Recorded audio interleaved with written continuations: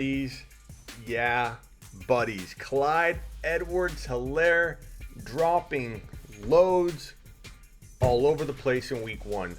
Chiefs win 34-20. Clyde Edwards-Hilaire is a superhero. Take away 4 of those runs. He had 21 carries pretty much for those 138. He got stuffed at the goal line pretty much 4 plays in a row that weren't his fault. I know a lot of negative Nancys are going to get in here and be like, but Clyde Edwards-Hilaire didn't punch it in at the end. He's not going to be the goal line guy anymore, Smitty. I'll tell you what, Clyde Edwards-Hilaire is the goal line guy. They proved it by giving him the football 4 times in a row. What's up, expert? What's up, Sean? Man, I'm excited. You're excited. We're all excited. This is the Clyde Edwards-Hilaire after party, essentially. Go follow my boy, Fantasy Football Expert, on IG and on YouTube. Ari Talking Sports. Or did you change it to Fantasy Football Expert on YouTube? I think you changed it to that. Go follow my boy on IG, though. Thank you, Smitty, for having me take Clyde Edwards-Hilaire. You're welcome, 50. You're welcome. Crazy says CEH. Smitty, you happy? I'm happy. I'm sad about my IG account. For those that know, my IG account's locked right now. I'm hoping it works itself out in the morning. Tends to for a lot of people. Clyde should have 3 TDs. That's correct, Zachary. Or I'm sorry, Jason. 3 TDs. 3. He only had 1, but he should have 3. Will Fuller with 20 was big. Any updates on your IG? No. I'm just waiting. Hopefully it's a 24-hour chill type of thing. Is my hope. If not, I'm not going to think about it too much. I'm just going to march forward. I have my IG account, Smitty1com, so Smitty1.com. Smitty1com. Follow me on there. It was the Smitty show, but I felt like if I'm going to take this in another direction right now, I'm just going to make sure that account's branded properly for my Smitty1.com, which is a link right here to the Fantasy Football Show. Man, Clyde, his floor, can you believe it? Wow. His floor, Sand Beach, is probably top, if he's healthy, 5, 6, 7. His ceiling's 1. Number 1 overall. That's how high his ceiling is. Hopefully in the morning we'll be back. I'm hoping so, expert. And I'm gonna have a surprise for people. I'm gonna be so grateful. We're gonna call it Grateful Saturday, and we're gonna celebrate that day every year because I'm gonna be a grateful human being the moment that sucker comes back, if it does. Clyde is so good. I love you, Smitty. Thank you, Nick. Do you think David Johnson's value has peaked? Yes. Here's what I think of David Johnson. I knew a lot of you were going to come here talking about DJ, and I don't blame you. And I will admit, I'm not a homer. I will change my mind. I won't pick just my Cardinals. I'm very, very objective. And I can backtrack because I don't think it's backtracking. I think it's smart analyzing. And I'm not here. I can admit when I'm wrong. I was wrong partway. I'll admit that part. I think DJ has more left in the tank short term than I thought. That part I was wrong about. But I believe he'll get hurt. Even after halftime, I went to go get a pizza pie. And when I got in my car, I was live with Dr. Raj on IG. We're talking about this. Look at Damon. Money Balls Clayton dropping the 20 spot. He says, all praise to King Clyde. Andy Reid got him a Harley after the game with a cheetah print seat. Damon Money Balls Clayton dropping the 20 spot. Thank you, kind sir.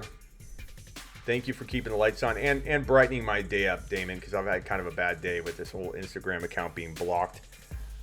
It's so depressing, but Damon, this helps brighten my day, so thank you, sir. Thank you, Damon.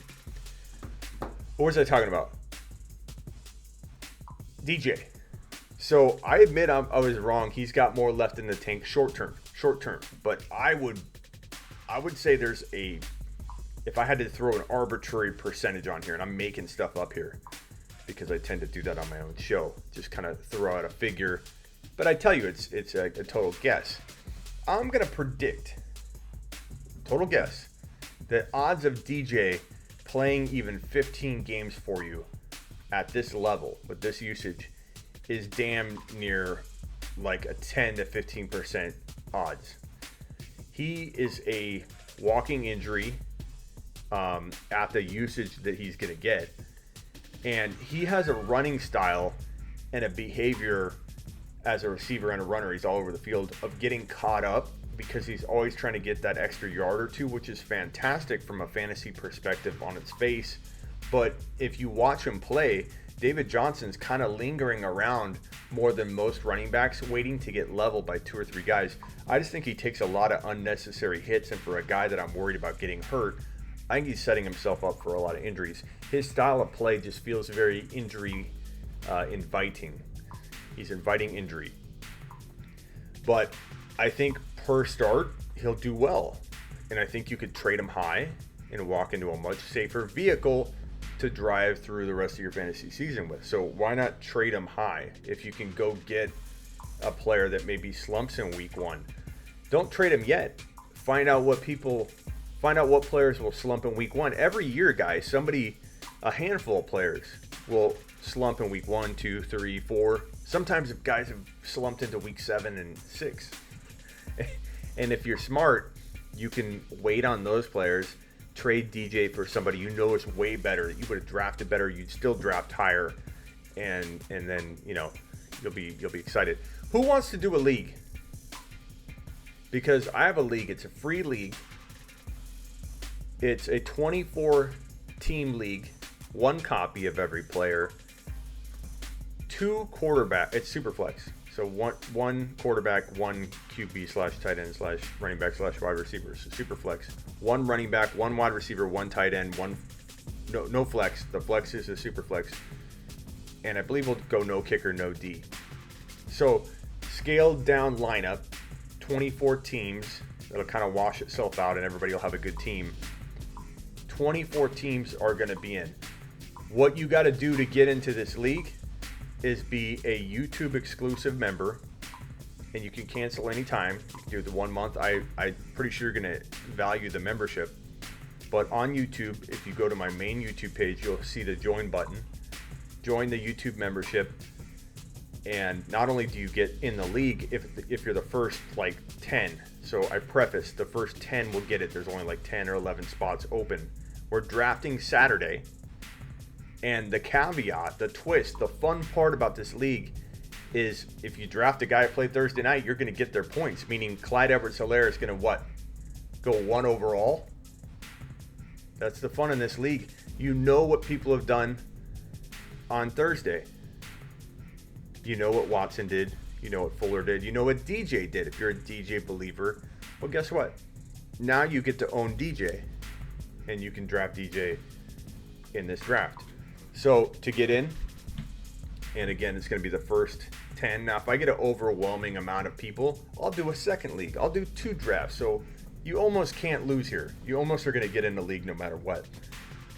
I may even expand the number of teams and do something crazy. But all you got to do is go to my YouTube page, click on the YouTube exclusive membership, or you can go to my Patreon.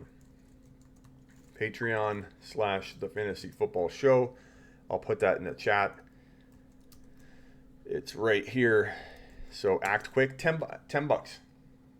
You can cancel anytime you want. I'm pretty sure I'm gonna make you want to keep the membership because you get a Zoom link every Sunday morning, 1 hour before kickoff. I go on a private Zoom call with all of you in the exclusive memberships, in the YouTube one and the Patreon. They're the same product basically, 2 different ways to get it. And so you get a Zoom link, you get exclusive videos on YouTube. I drop at least 1 a week. I'm going to probably do a Thursday Zoom call as well. I was going to do one today, but it got crazy today. So I won't waste too much more time on that. But if you want in, that's the Patreon. And then my YouTube link, you just go to my YouTube page, smitty1.com, click on join, boom. It's going to be on Sleeper, the Sleeper app site, or app. All right. Love Clyde, but stop with the Saquon comment. Who said that? Who said what? I didn't even see it. Patty was more erratic than usual too. Once they calmed down, yeah, you know what? COVID, no preseason. This is preseason football, and week one all wrapped up in one. It's very, very tough for, I think, a lot of people to understand how hard it is to not have a week one preseason, or at least a regular off season. These guys had to work out the kinks. You know what's going to be crazy, and a lot of people didn't talk about this before the year kicked off, but the teams that will benefit most are going to be these teams that are have less turnover, more camaraderie, more meshing that's gone on over the years. So San Fran probably will do really well on defense, probably do pretty decent on offense. I don't think they'll have a lot of jitters or struggles, where a team like the Colts, I worry about the Colts meshing together. I worry about a lot of teams. You could even say Brady, but Brady does have Gronk. Brady is the GOAT. Brady's probably more capable of handling the change better than a lot of other quarterbacks, and he's such a pro. So, stats right in front of you. Deshaun Watson, 253, 1 touchdown, 1 INT, and 27 yards and a touchdown on the ground. That's pretty Deshaun Watson-like. David Johnson, this is kind of what you fear about David Johnson. He was ultra efficient. So he had 77 yards and a touchdown. He had a 7-yard average, which is really good, but didn't get a whole lot of work in the second half on the ground because they were losing. He did have 3 catches for 32 yards. I think this will probably be one of his better games, and I think he can deliver this kind of outing for as long as he stays healthy. Like, I make no mistake about it, and I said this before the game, DJ might have a good week one, and he did. So all these people going, I told you you're wrong about DJ, Smitty. They didn't pay attention, because I said from the beginning, DJ could have a good week one. He could have a good week two. He especially could have had a good week one on Thursday night. Everybody's amped, playing the Chiefs. And he did. He had a good game. He could have had a lot better game, but he had a good game. So did Fuller. We thought Fuller would do well too. Now it's time to sell on DJ, because you can get a player that you wouldn't have dreamed getting in the draft. Why not laterally, quietly step into a different player that has probably the same upside in your mind, but has a whole lot less risk? Why not do that? I think it's a smart play. A very, very smart play. So Fuller was an outstanding start. Anybody that had Fuller in their lineup was expecting a big game, and they got it. And Fuller, I think, is going to be really good per start, but how many games will this guy play? How long before Fuller gets hurt? I think we all can expect Fuller to get hurt at some point.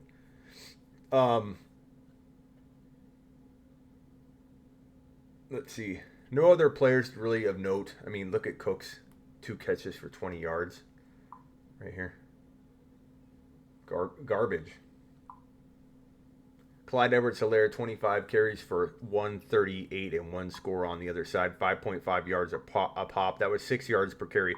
What did I tell you? Clyde is a 5-yard per carry running back in the NFL. Just like Jamal Charles was. You think Clyde will get this many carries on a week-to-week basis? Matt, what do you think, Matt? I'm not going to hit the take a lap button, because that was nothing bad about that question. I'm scared that he's 5'7". That you get a lap. Take a lap. He's 207. I'm 207. Unfortunately, I wanted to drop some LBs. I went down to 201. I'm 205, 207, depending on what I eat. I need to run again. My knee started bothering me, so I took a few weeks off of running hardcore. But I'm back. I think I'm going to run tonight. I'm back. But I'm 207. Me and Clyde are the same height. Same weight. I'm not 5'7". I'm 6'2". He's about 5'7". I don't know, what is that like right here? He's like 5'7". But we weigh the same. Don't be worried about his height. Priest Holmes was a lot shorter than I think he was listed. I think he was listed at like 5'9", but he's probably like the same height as Clyde. Don't worry about his height. Did it look like a problem tonight, Matt? What a lot of people do is have these knee-jerk, I want to get out and sell before something crashes reaction, and they end up missing the continued climb. Think about this. When you think about bailing on Clyde, Matthew, or whoever, when you think about bailing on Clyde, think about what Godwin owners were, or what Godwin believers were thinking when he climbed from the 6th to 7th round from over. Don't worry about the goal line work. He got 4 straight goal line carries. Look at the positives, Calvin. Look at the positives, Calvin.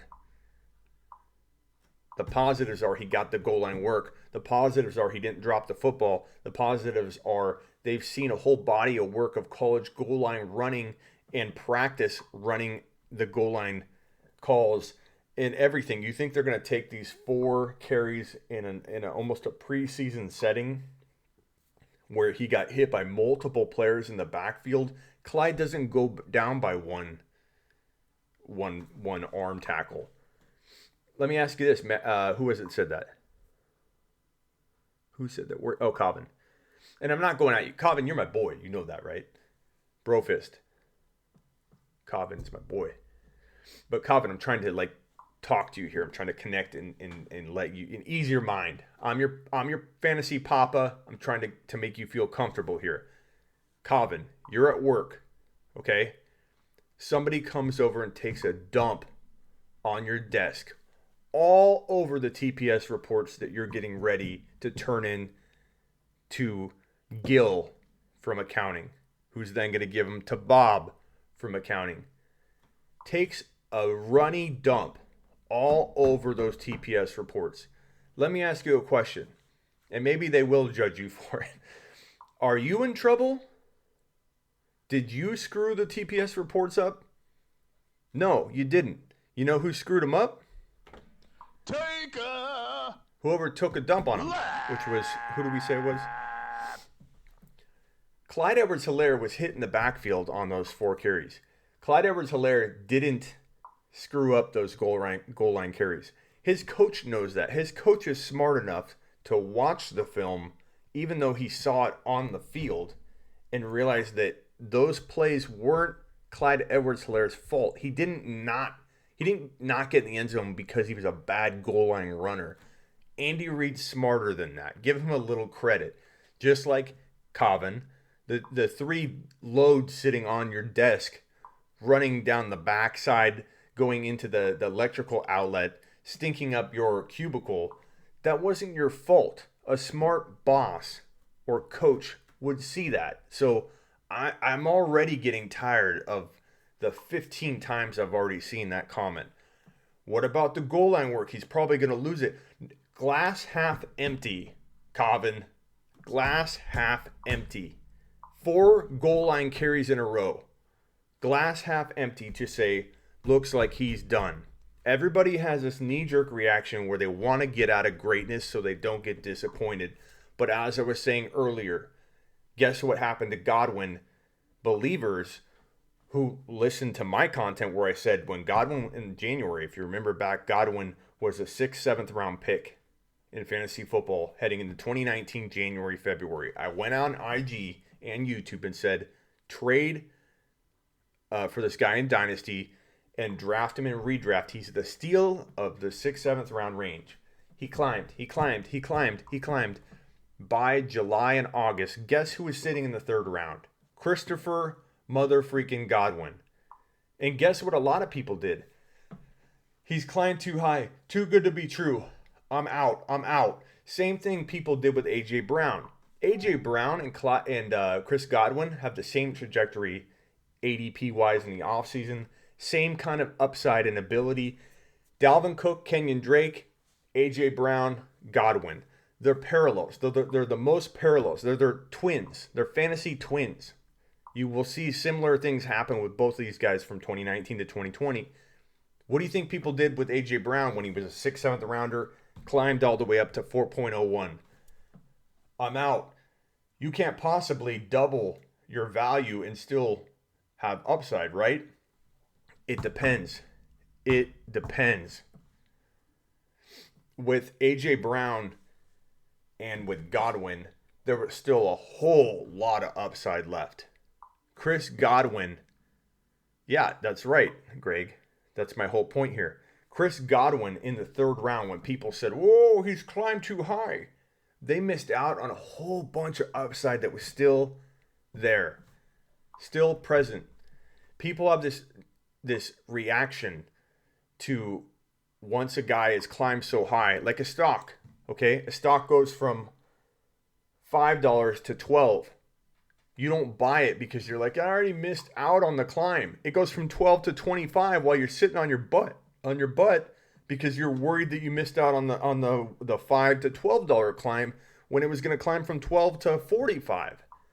Godwin climbed from the 6th, 7th round to the 3rd, and a lot of people got scared because they missed out on that and they wanted to run away. So the same thing with Clyde. Clyde gets 4 goal line carries. What do people want to do?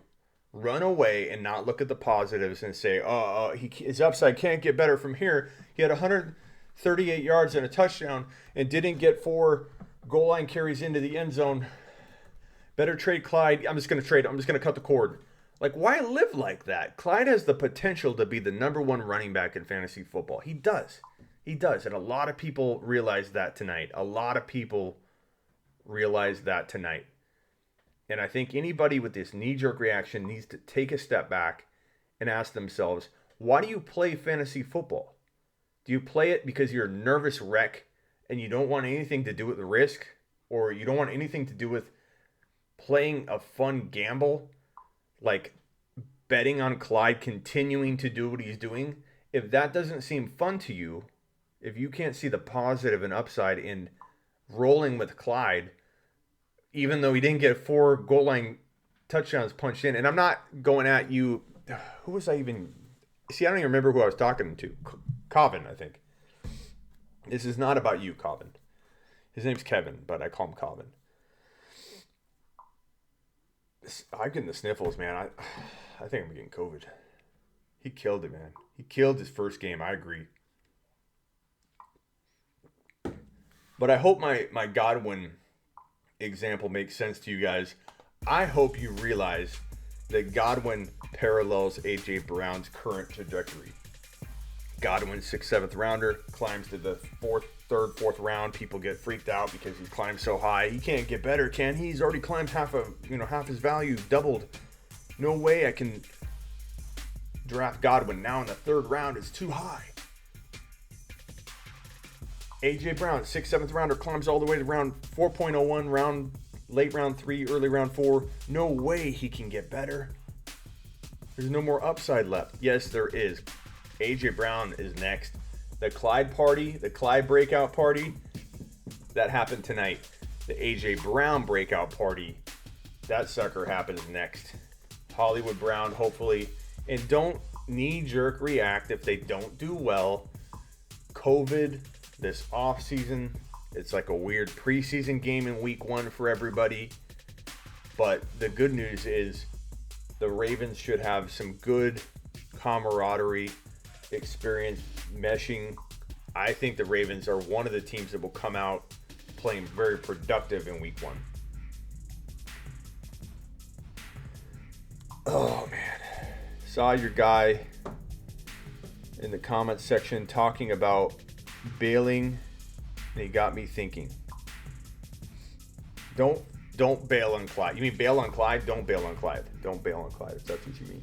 And I didn't mean to come at any one of you specifically. I was just telling you I'm getting a little bit, not irritated in a bad way, irritated into wanting to talk about it. You know, like it's driving me into a good topic, really.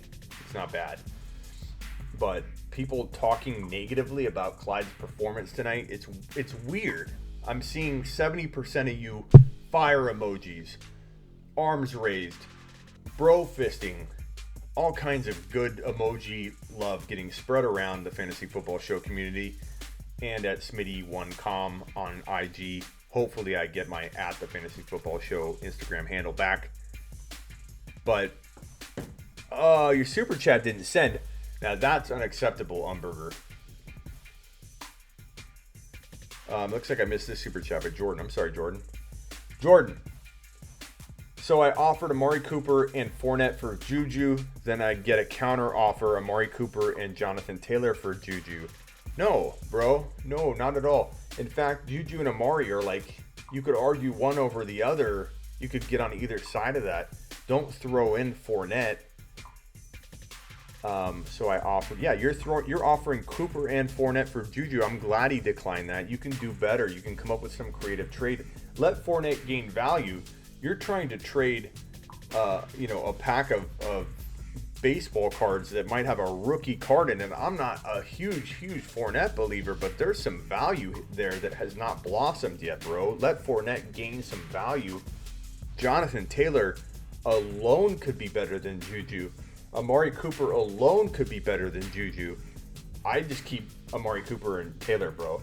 I'm a guy that's worried about Cooper, but I am just as worried about Juju, man. That guy doesn't take the offseason seriously. He's always on TikTok dancing around. I like Juju at the right price.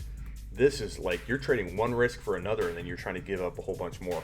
No, Jordan, no. Let me go see if Umberger's super chat went through. Try again, Umberger. Clyde rivals Zeke's rookie year. Absolutely. Bold prediction.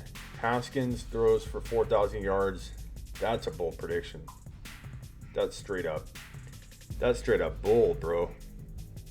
Do not trade DJ. I trade DJ on the high. No doubt about it. Noah, I'm not surprised you and I disagree. You old man. Eckler. Probably an answer to someone's question. Thank you, Nick, for taking care of the people.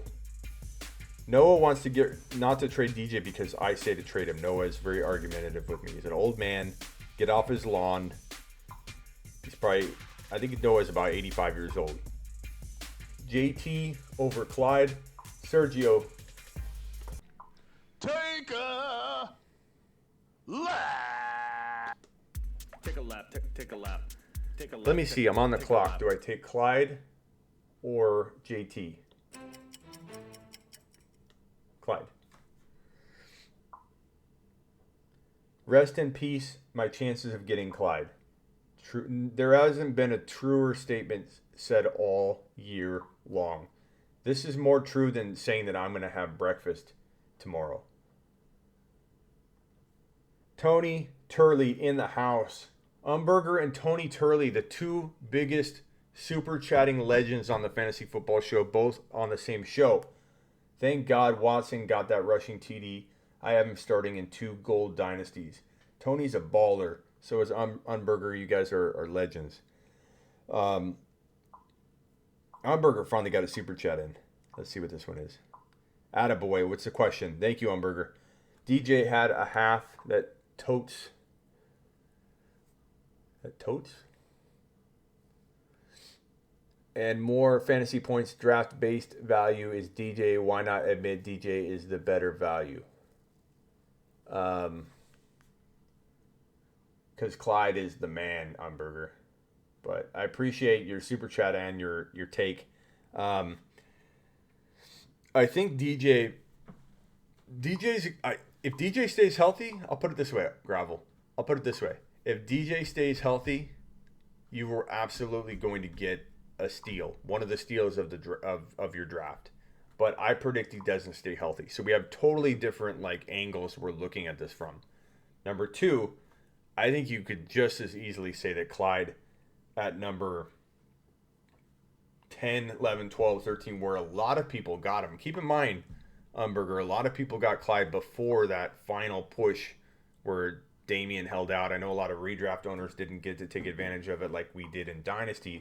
But a lot of my following is dynasty-based, so it depends on the angle you're talking about. But Clyde's going to be, I think, 1 to 3 overall. Clyde is so bad he can't catch a ball and get 1 yard, says Ian. Ian must have missed out on all of his Clyde shares because Ian's going crazy over Clyde. Ian's trying to come up with every negative he can. Clyde didn't drink enough water. And I heard he had a cramp after the game. Get rid of him. Ian's doing his best Clyde hating. I think he might be joking, though. He might be making fun of other people, actually. That's fair, but everybody can get injured. Attaboy, Umberger. Trust your gut, bro. Do you. And I know you're bold. As I'm starting to play in leagues with you, I'm starting to get a sense that you and I share a lot of the same views, and then we don't. But that's what's fun about fantasy football. That's what gets a guy to fall, in those leagues. I like playing with people that are a little bit different minded, because otherwise we're drafting the same guys and nobody gets any good value in drafts. So I like that we see things a little differently on Burger, but I think a lot of DJ owners are going to go to bat for him. But what I'm trying to tell people is, if you own him, great. I mean, he did good because he looked good this week, but I think it's time to trade him. Derek with the super chat. Thank you, Derek. Calvin Ridley breakout year. Absolutely. This could be the year that Ridley takes that baton and he's the lead dog, the closer, the anchor leg in that, on that fantasy roster, on that NFL roster. But in fantasy football, when you're comparing Ridley and Julio, it might be Ridley moving forward. Many people might not like that take, but Smitty, what are your thoughts on Akers? Akers might have opportunity, but I don't trust the Rams. The only thing that's going to make Akers vault into that running back one spot full-time fast is injury. If Henderson can't stay healthy and he's been banged up, if Malcolm Brown can't stay healthy and he always gets banged up, Akers might start a game because he's the only back left, and that's going to be good for him. But I believe that Akers' running style, his crossing with his feet, he crosses his feet a lot in the backfield, something that gets you in trouble at the NFL level because linebackers are quicker, defensive linemen are quicker. You're going to get caught pretty quickly if you're doing a lot of these things like crossing your feet, lowering your head when you run into multiple defenders at a time. And again, I always talk to you guys about how he lowers his head and doesn't hit people with his helmet and his pad. He literally uses his neck to steamroll over people, and it's his like signature move. It's not something he can unlearn very easily. There's a lot of reasons on film that I didn't like him. And then he lands in the one place where the Rams burned me, and you could say I'm a little biased because I got burnt myself in not using the best player available. And then he gets hurt. So I think he's on a path to potentially be more valuable than I would have thought early on because of injury. And I think he's a guy that's very, very capable of getting injured. Malcolm Brown, the game starter. How do you feel about Aaron Jones? I've talked about Aaron Jones quite a bit. Thank you, Cody. Aaron Jones is a worry. Aaron Jones is in a situation where his coaching staff wants to find another way to get another running back in the mix all the time. You ask them, did Aaron Jones prove himself? They say, we're running multiple running backs. They go into a draft. They draft a guy like A.J. Dillon. Now, A.J. Dillon doesn't appear to be in a great position to like do a lot right now. So Aaron Jones has a window to tear it up. And if he can stay healthy, which has been his biggest problem, staying healthy. And the reason he was on my bold predictions last year, my top 7, I believe. And I don't think I've challenged everybody to go find an analyst that went on record like I did, predicting bigger things like I did on Aaron Jones last year. He was on my bold predictions list and I nailed it. Why am I not high on him this year? Because he doesn't enter 2020 the same way he enters 2019. He enters 2019 with his diet on point. He's ripped, absolutely shredded. And he may have kept that physique walking into 2020, but we didn't hear about it. We haven't seen it. We don't know. And if I'm a gambling man, and I tend to be in a lot of ways, I would bet that he's had one of his worst off seasons for nutrition and one of his worst off seasons for staying in shape and getting ripped and ready for the NFL and the grind that an NFL season will take on your body. When you're an injury prone player to begin with, and you most likely aren't at your best, and your best is why you stayed healthy in 2019, if you're being at your best nutrition, physical wise, mental, if that's why you cracked my top 7 bold predictions and became a breakout running back and scored 19 touchdowns, but only had 1084-ish on the ground. If I'm a betting man, I'm going to say that Aaron Jones is set up to be one of the bigger disappointments in 2020, but it depends where you got him, and I'm certainly not trading him low. I'm not getting rid of this guy at a low value. You ride the wave. You drafted him, you ride the wave. Tony Parker, I would consider trading Cup to get an upgrade at tight end. Ingram is risky.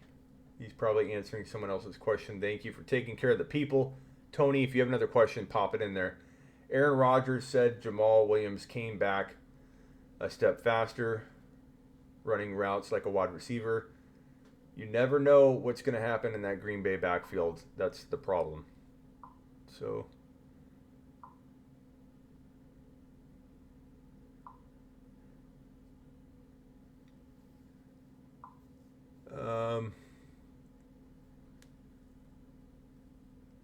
I had Scary Terry and Cooper Kupp on my bench. That's why I didn't mind trading Julio. Stuart with the super chat. Thank you, Stuart. Off to a great start with Clyde on 2 to 3 teams. Absolute fire. Stuart, good job. In one of those quick flex, Jarvis concerns me in week 1, so I'm going with Judy. Monday night thoughts. I love it. Jerry Judy, thank you for the super chat, Stuart. Jerry Judy, especially with Courtland Sutton banged up, Jerry Judy could walk into elite wide receiver numbers right away. So get ready for the Jerry Judy maturing process to get kicked into high gear. I love Jerry Judy. 2 players I want to talk about that are so under the radar right now. TJ Hawkinson, Jerry Judy. Go get both of these guys in on the cheap in redraft and dynasty, especially dynasty, but dynasty Judy's going to cost you a whole lot more. But Hawkinson and Judy could both be elite to a certain degree. Judy will be, I think Judy could be a high-end wide receiver 3 in fantasy football, even as a rookie. I think Hawkinson could be a top 5 tight end. You do not buy Hawkinson at that value. Don't walk away thinking what I'm saying is to go buy Hawkinson at anywhere close to top 5 tight end value. Hawkinson is fantastic. Hawkinson is low value, and Hawkinson is the closest thing, in my opinion, to being the next George Kittle, as long as he can stay healthy, which is Hawkinson's only concern. TJ Hawkinson looks like the next George Kittle. Mark it down. Tony, thank you for the super chat.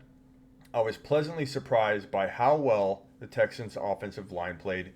Do you concur? I think the Texans did really well. My concern with the Texans is, do they give Watson enough weapons in the receiving game? And that was everybody's worry. You know? Like, do you trade away D. Hopkins, you get David Johnson, but your running game, I think, comes second to the passing game where you need those weapons. So to me, it was such a dumb trade. Everybody thought so. And Fuller's good, but at what point do they lose? When do they lose Fuller? If Fuller's out of there, what do? They have no support. This is like, I feel like there's LeBron James is on the field or the court, and there's no one to help him. He can only do so much. Watson's like LeBron on the court, but on the field on Sundays, if DJ gets hurt or if Fuller gets hurt, he's literally down way more than other players would be down if they lost one of their core players. Like, these are the only 2 offensive weapons I think he has, Fuller and DJ. And DJ's playing good. We know that. DJ looked good, but very injury prone. Fuller's even more injury prone. Cooks is probably even more injury prone. What is he going to do in week 10 when 2 of these guys are down? So, good offensive line or not, A good offensive line is going to get tired. And Tony, you make a great point. They might be better than we even think. They may be better. They may be better than they looked tonight, because I feel like Watson. There's a couple times where Watson just looked like he didn't have any help. Thank you for the super chat, both of you, Stuart and Tony. And you got that said, Tony, I still like Watson. Watson, look what he did. 27 yards rushing, 1 touchdown, and he could have had a much better rushing game. He didn't get going until the second half running the football.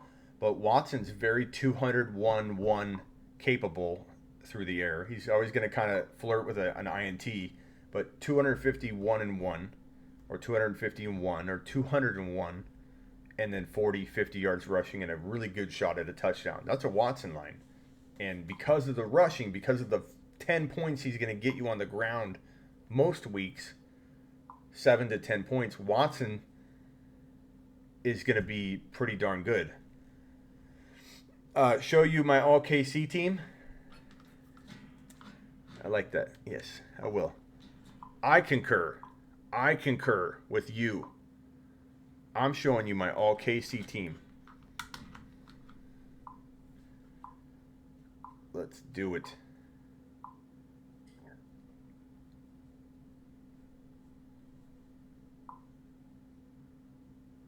Why won't my phone show up? Oh, that's why. Okay, I'll show you my all KC team. My all KC team, baby. It's this league right here. If I would have got that other touchdown from Clyde, I'd be sitting really good. I'd be sitting at about 115, 120. I don't know if it's going to cut it this week. And you could say this was probably a down week for me, because the Kansas City Chiefs only scored 34 points. If the Chiefs scored 40 or 50, I'd be in a much better position. But this is my all KC team. 26 out of Mahomes, 19.8 out of Clyde. Darrell Williams got me 5. Tyreek Hill got me 15.6.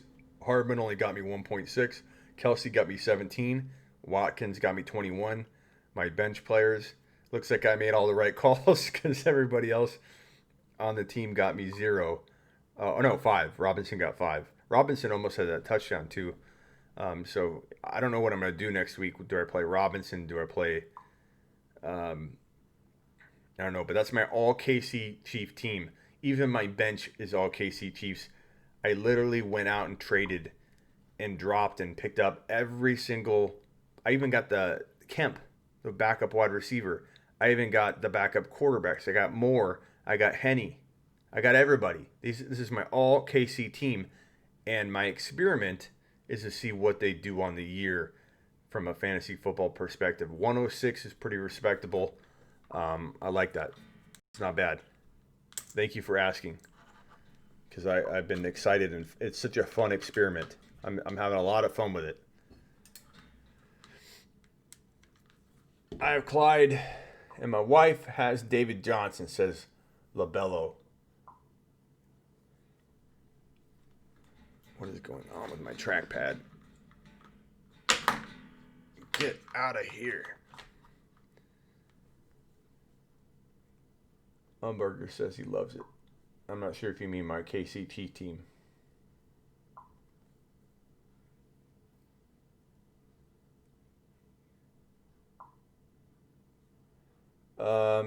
Clyde, 2 targets. Any concerns, or just the Chiefs controlled the game? Yeah, I mean, a lot of it's flow. A lot of it is they didn't want to give him too much. He's learning the playbook. Like, you want to hear the craziest part? Clyde doesn't know the playbook. He couldn't possibly know the playbook yet. Damian Williams didn't know the playbook after playing through weeks. The second half of the year in 2017, when 2018, and Damian walked into 2019 after that big, huge, he had 10 TDs in 6 games. He said, I don't know the offense. I don't know the offense. He hadn't learned the offense. They had to call plays and tell him where to go on that play. Clyde couldn't possibly have picked up everything. It's one of the most complex offenses in the NFL, the Chiefs offense. Very, very dynamic and complex, and a lot of moving parts to it. So it makes sense that they didn't go to him a ton in the passing game. But also keep in mind, he's learning. They haven't had a chance to design plays for him. They're going to start doing that. They're going to do draw plays. They're going to do plays where literally Clyde waits and blocks for 2 or 3 seconds, then runs out to the flat, catches the football. A design play that allows collapses to give him open space and rushing lanes and gaps. And he's going to take advantage and exploit all that space. All it takes for Clyde is 2 or 3 receptions, and he could have 40, 50 yards receiving. Keep in mind what he did tonight. He averaged over 6 yards per carry until the last 4 carries, which were those goal line stops, which diluted his yards per rush to about 5.5, right? What was it? 5.5. So Clyde averaged 5.5 yards per carry, but it really was 6 all game long. This guy catching the football is going to be the same exact result. If he catches a football in the flat, makes one wiggle, he's going to literally go 50, 60 yards on 2 or 3 catches. Every 3 or 4 catches, I'd say 50, 60 yards. The guy's going to average an insane amount of yards per catch, an insane amount of yards per carry, and have well over double-digit touchdowns if he stays healthy all year. And what I loved coming out of tonight was Clyde's ability to hold on to the football. If you watch a lot of his plays, rewatch it back, when he gets into a situation where contact's about to be made, especially when he goes through a gap and hits that line of scrimmage, he literally protects the ball with both hands, gets in there, makes his move, gets through the hole, and he's so quick left to right, even when he's in that position protecting the football. So special watching this guy. If anybody's stuck on the fact that they predicted Clyde to bust, or they didn't get in the Clyde game, they didn't get any shares of Clyde because they had their concerns or they just did one draft, I urge you to watch every one of his carries. If you watch Clyde Edwards-Hilaire, I wish I could put him on YouTube, but YouTube's pretty strict about that stuff. If you watch every carry Clyde takes, you see players slipping off of him left and right. The dude is slippery. The dude cannot be taken down with a one-arm tackle because you can't knock him over. He's short to the ground. He's like a water cooler on the field. And he's just going around. He's solid, built strong, shorter. They can't even see him over the line. There's a couple carries live on TV where literally they showed the replay before commercials, a replay of one of his good runs, and you literally see a little piece of his helmet right here. You see him back there, and then he goes, and then all of a sudden you see him emerge from behind his lineman, and the defense can't even track him. And then he makes one little wiggle, and then people are just sliding off him, just completely missing their tackle and sliding off him like butter. He's impossible to take down. And that's why I love him in the goal line, and I love all these comments that people are like, he's not going to get goal line work anymore. Andy Reid's smarter than that. Like I told you before, if someone came and took a dump on your desk and ruined all your TPS reports, your smart boss is going to know that someone came and took a dump on your desk, didn't help you out any, and then he's not going to judge you for those TPS reports and the quality of your work that day. He's smart. No way Andy Reid is going to look at those 4 carries and say, those 4 carries were Clyde's fault. No. He got hit by multiple defenders. The Texans did a very good job bottling him up and getting him into a spot where he literally was getting slowed down and then couldn't use the strength that he probably doesn't have to drive 2 or 3 guys into the end zone, but he has the strength to do it with one guy because they can't grab him. If you see that one carry where he almost took it house, Clyde got hit, lowered his head, which I don't love when players do that, but he lowered his head, literally hit the defender. I forget who was making contact with at the moment, gets tripped up, and literally gets like 4 or 5 carries. I think it was like a 10-yard run, and I forget if it was in the fourth quarter. He looked fun. That one run alone, if you watch his film, it's magical the way this guy navigates space, the way he uses his spatial intelligence, his ability to stay on his feet when people are trying to knock him over. Most people would fall on their face 2, 3, 4 yards before Clyde even gets close to falling down or getting tripped up or getting finally wrangled by 2 or 3 people and then taken down.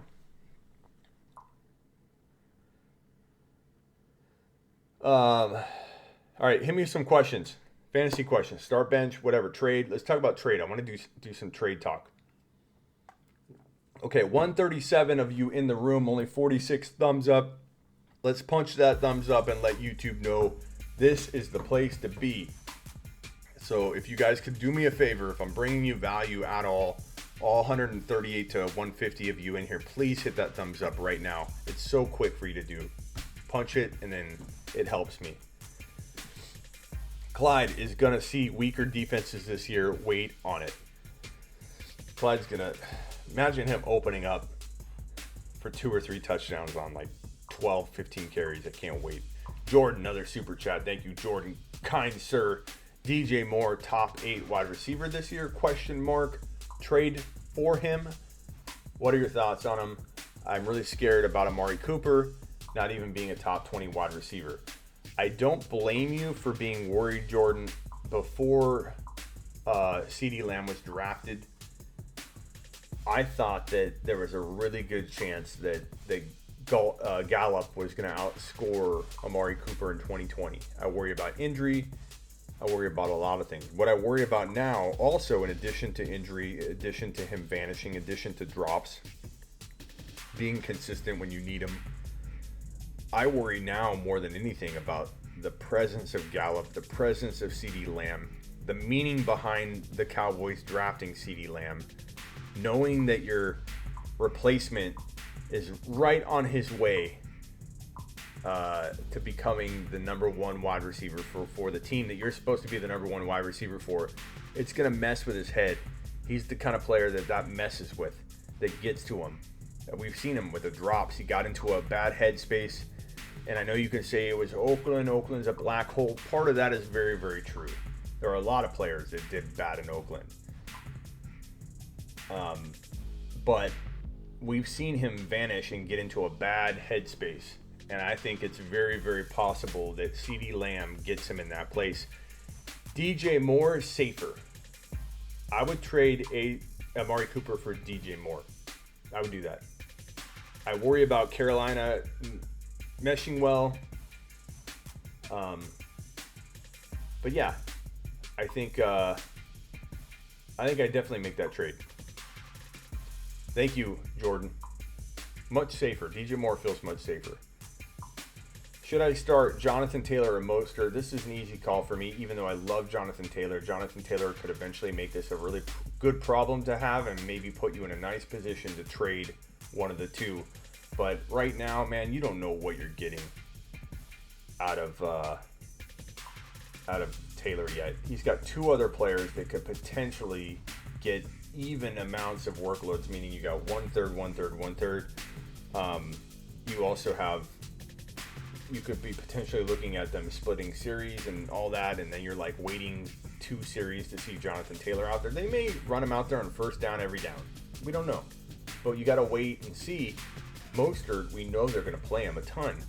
Whether Mostert's the starter in week 10 or not, that's a whole nother concern that I think 49er fans can tell you about, that San Fran runs multiple running backs. They don't want to, I think. They prove that by giving Mostert a little bit of more money and guarantees. I think that's a good step in the right direction, but they're capable of being like, if Mostert has 1 or 2 bad games, let's put Coleman in, let's rotate the running backs and go with the hot hand. I could totally see that coaching staff in San Fran doing that. But out the gate, week 1, Mostert's going to get the work. Mostert's going to get a shot. Go Mostert. But good question. Cody says there's 126 of us in here. Punch the like button, y'all. Listen to the man. Smitty, would you trade Diggs and Moss for Mark Andrews? I love Moss. I'm indifferent on Diggs, to be honest with you. He could be good, he could be bad. But I do this trade. If it's redraft or dynasty, yeah, I do that. Andrews is worth it. I like Moss a lot. If you have Moss, this is the kind of trade you want to get Moss to value-wise so you can do it. You're already able to do it right now. Moss is going to be one of the best trade options and trading pieces you could find I think come week 7, week 8, week 6, week 5. I don't know how long it's going to take him, but Moss is going to gain a ton of value in the next 2 to 8 weeks. Get ready. But you can do this now. I do it now. You're getting an advance on that. Someone's giving you an advance on Moss's future value in that trade. Andrews is worth a lot. Smitty, you missed a super chat. Your super chat. Derek, I'm sorry. Looking for Derek. Derek, I got it. Sorry, Derek. Bad Smitty. Take a lap. Take a lap. Take a lap. Derek says, Take a lap. Take a lap. should I trade Goddard and Jared Cook? I have Higbee, same bye week as Goddard. Goddard is my backup. Yes, I would do that then. That makes a whole lot of sense. I think they're very close anyway. I think Cook, you could argue Cook, Goddard, Cook. Goddard's not in the same spot Jared Cook is, I think, in terms of what he's guaranteed production-wise, but he also could emerge really quickly.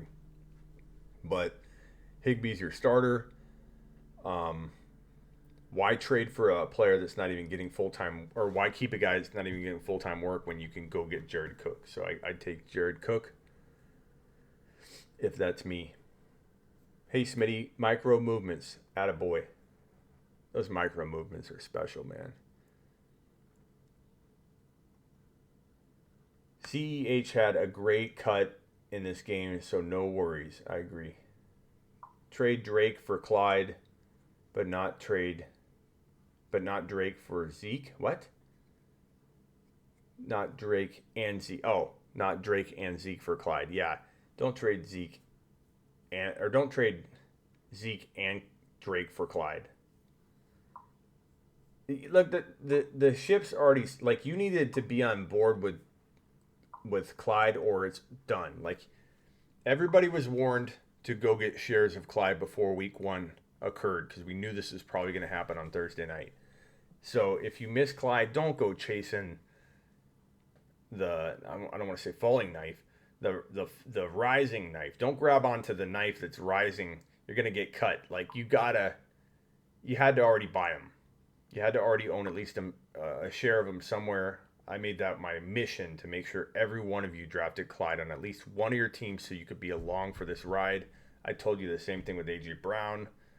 In a way cream Hunt, but you didn't have to get him at, value that's going to kill you because Hunt's still a risk.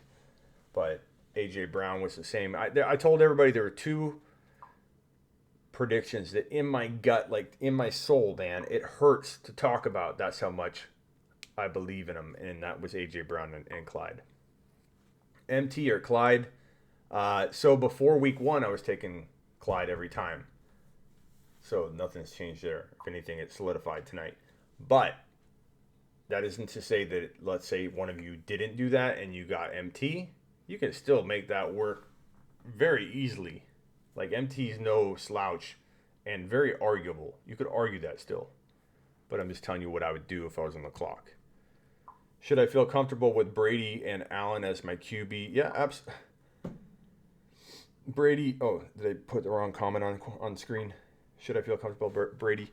Brady's my number 3 to 4 quarterback overall, Parker. You know that. So, hell to the yeah. I trade bigger guns away to get Brady and some because I feel like quietly Brady will be as good as those big guns that I'm trading away. Brady to me is a top 3 to 5 quarterback in 2020. Could I be wrong about this one? Sure. It could be one of the many things I'm going to be wrong on. But I feel really good about this Tampa Bay Buck team. And I'm not too worried about Evans like everybody and their mother is. Even if you miss week 1, it sucks. I don't like it. Like, who likes that? Who loves their third rounder, their 3.1 or 3.2 draft selection missing week 1? Nobody likes that. I'm not excited about that, but he may play. We don't know. I've heard it could be a lot less of a big deal than people are making it out to be. DK Metcalf, top 5 wide receiver this year. Beat reporters slacking due to COVID-19. Kevin Norton, you're not surprising me. I've been beating this N'Keal Harry's a top 6 to 10 6 to 12 type value all season long. A.J. Brown, DK Metcalf, DJ Chark, who's actually not a sophomore, he's a junior, and Hollywood Brown. Beating that drum all off season long. I freaking love all 4 of those guys. What's up, Mood? I haven't seen you in a while, bro. What's up? What are the odds on him keeping this production? Who? Who are we talking about? I already forgot. What's it, the last super chat you were referring to?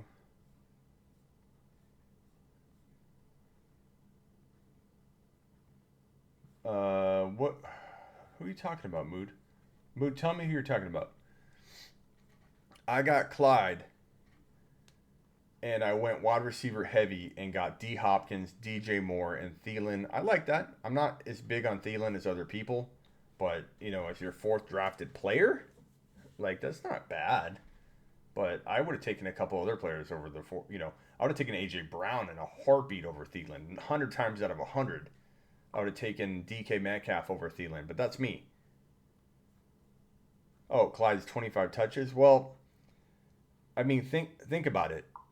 I have people, Mood, asking me over and over if Clyde's going to get more receptions. People are asking me over and over.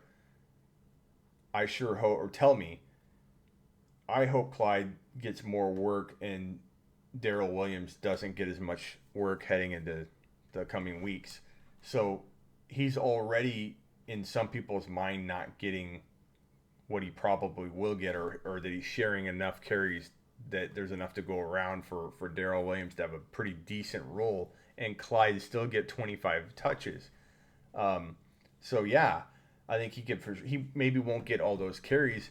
He might get 3 or 4 receptions and 21 carries or 19 carries, which he gets 5-6 yards a pop. You're doing pretty well on the ground. Give him 3 or 4 catches for 30 or 40 yards. That's fine too. He'll get his production. Not to mention, he really could have had 3 touchdowns in this game, Mood. He could have had 3 touchdowns in this game. He only had 1. It is what it is. His stats are his stats. You can't play what if, should have, coulda, or what if games. But he could. I guess they can play it. He could have had 3 TDs, Mood. I'm not worried about it. Mood, rewatch the beginning of the show. This is what I was talking about when I said, and I'm not trying to go at you on this at all, and I appreciate you. But this is that fear of greatness that people have, where they want to pull the plug before they get let down. And I don't know what it is. A lot of people suffer from it. And I think they feel like they bought into a very risky thing to begin with. And now that it looks like it isn't too good to be true, they want to get out. Maybe because the pressure's high, or the excitement and the adrenaline and the anxiety is high on it. Like, it's fun anxiety, but it's also anxiety. But people are like worried that they overpaid for him. I took him at 6. I'm freaking out. I got anxiety about taking Clyde at 6. He produced more than top 6 numbers. He produced number 1 or number 2 overall fantasy numbers potentially for the week. And everybody's like, okay, do I get out? Do I sell? I broke even. Do I sell? I mean, if that's the way you feel about it, like, don't put yourself through a bunch of stress. I mean, by all means, try and make some kind of 2-for-1. But I'm riding that wave. I enjoy that. And Mood, I'm not saying this was your thinking, but I find a lot of people worried about Clyde now. They're worried about him. He had 138 yards and missed out on 2 touchdowns more than he could have had. Definitely should have had that last one. Not his fault. It was goal line. He got hit by multiple players.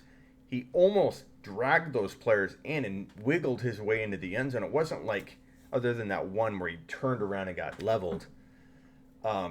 He did good. He did good in those goal line. If I'm the coach, I'm looking at that goal line work and I'm impressed. He held onto the football. He secured the football. He protected it. And he did his best to try and get into the end zone. Every time he didn't give up, he showed a lot of heart. He's got to learn some things. But how people aren't coming away just like, it's going to get better. I don't understand that. And please hit the thumbs up on your way in, all 126 of you. I don't understand how you don't come out of this game 138 as a rookie, 1 touchdown, 25 carries, essentially 6 yards per carry up until that goal line stretch of 4 carries in a row. 5.5 to 6 yards per carry all game long, 138 and a touchdown. No receptions when he is a very good receiving back. He is capable of pulling in 50 to 60 passes as a rookie. 50 to 60 passes as a rookie. I don't care if he didn't have any catches in week 1 or 1 or what, did he have 0 or 1? I don't care. It doesn't mean he's not going to catch footballs in 2020. It was game plan and flow. It was easing a guy into his first game ever. Why aren't people impressed with Clyde Edwards-Hilaire more starting week 1 in a COVID offseason where he couldn't possibly absorb anything close to what he should have absorbed in a normal offseason? Why aren't people blown away by this guy who steps in as the starter from play 1 and gets 25 totes, 25 carries, 25 totes? He totes that rock 25 times without a proper offseason. That is a lot of confidence in a player. And if you think for a second Andy Reid is going to watch or take anything negative from a 25 carry, 138 yard rookie performance where he scored a touchdown, where Andy Reid is notorious for starting rookies and believing in rookies, not to mention Kareem Hunt fumbled his first carry, and what did Andy Reid do? Put him back out on the field, and Kareem Hunt became a superstar in the same game. He went from the biggest bust in fantasy football the year Kareem Hunt was a rookie. First carry, fumbled the ball, lost the ball, the other team got the football, and guess what he did? Andy Reid gave him another shot. Kareem Hunt came in, had a monster game that he wouldn't have had by any other coach because they would have pulled him, or at least scaled his work back. Andy Reid loves rookies. Andy Reid loves giving rookies a chance. Andy Reid goes with talent. Clyde Edwards-Hilaire showed it. And why more people aren't just like 100% excited about every avenue, every angle, every possibility is beyond me. I think I'm going to see it all week long. Oh, well, he's not the goal line back anymore, is he, Smitty? I'm going to see that line over and over and over. Smitty, do you think he gets more goal line work? Smitty, is he still the goal line back? Smitty, I worry about his goal line work. Smitty, I worry about his height. He's 5'7". He was 5'7" in college. You want to know something more impressive? He was 5'7" in week 1. So why is anybody bringing up 5'7", that he's 5'7"? They're worried about his height. He was 5'7" an hour and a half ago. Did that bother you then? Were you upset that Clyde Edwards-Hilaire was 5'7" during the week 1 performance where he dropped 25 carries for 138 yards and a touchdown? Did his height bother you then? Because if it didn't bother you in week 1, I don't know. It's my suggestion that you don't let it bother you from weeks 2 through 17. But that's me. I'm a little weird. Smitty, would you trade Eckler, Diggs, Blake Jarwin, Zach Moss for Jonathan Taylor, Chark, and Kelce? If you like winning, you do that, W. Absolutely. Where's my victory sound of any kind? How do you get that? That's a hell of a deal. Number 1, I love Eckler. But Kelce is drafted not that far away from Eckler. And honestly, Kelce's ADP in 2020, let me preface this, that even if it's dynasty, I like it because Jonathan Taylor gains more value, Chark gains more value, Kelce will drop. Eckler is going to be even or lose value. So in dynasty, I like it even more. But in redraft, I love Eckler. But Jonathan Taylor will soon. It might take him a couple weeks. Might take him half of a year. We don't know. That's the risk. Jonathan Taylor will be closer to Eckler than Diggs and Jarwin will be to Chark and Kelce. Chark and Kelce will crush the other side of that trade. And then all you're kind of worrying about is, can Taylor even hang with Eckler? And I think he will. I think he'll be really good down the stretch, but could be hit and miss in the first couple weeks. But I take that trade. That's a lot of talent. I love Chark. I love Kelce. This is a trade that if you can weather through week 1 and 2, and I don't even know if I'll call it weather, because if Eckler could be manipulated into your flex spot, let's say, then really you're talking about Chark versus Eckler or something while you're waiting for Taylor, and then Kelce versus Jarwin. I do that.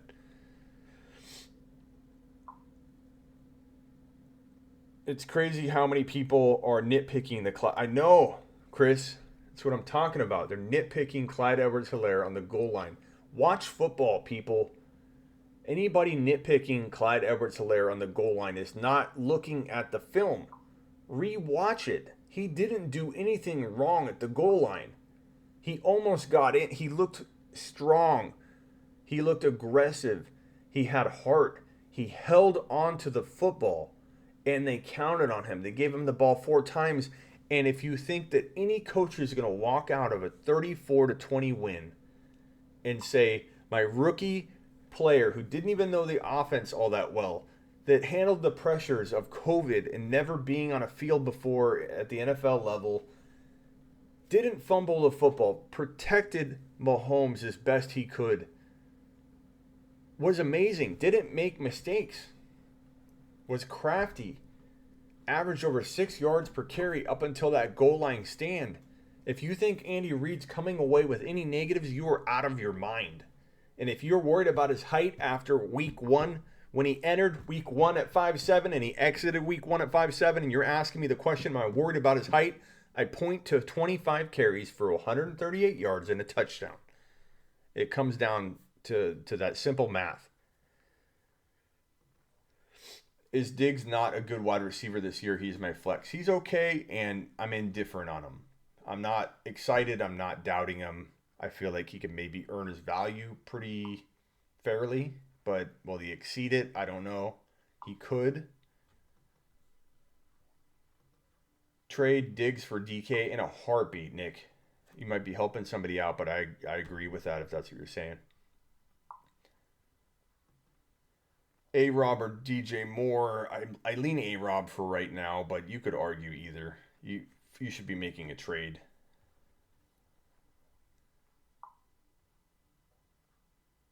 What did Umberger say?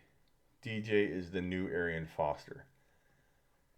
I'm confused by that one, Umberger, because DJ's like at the end of his career. I probably would say DJ has maybe 2. He could maybe squeeze out 2 elite years. Then again, maybe Umberger, what you're saying is Arian Foster didn't have a long career. So, you know, if DJ had 2 years left, max, like if he stayed healthy, he'd have 2 years left. That'd be still enough time. But I wouldn't call him the new Arian Foster. Arian Foster was so good. And not that DJ wasn't, but he used to be the Arian Foster. Like DJ broke out, was an amazing running back, and of the likes of Foster, but then declined and then found a new situation where he might have revived value. But I don't know if I'd call him the new Arian Foster. He already was. But Arian Foster was so good, Umberger. Oh. Arian Foster was one of my biggest breakout calls on CBS or NBC Sports Radio. I called Arian Foster a top 5 running back when he was a 5th and 6th and 7th round pick. That was one of my biggest calls ever. I have a special place in my heart, Umberger, for Arian Foster. Freaking love him.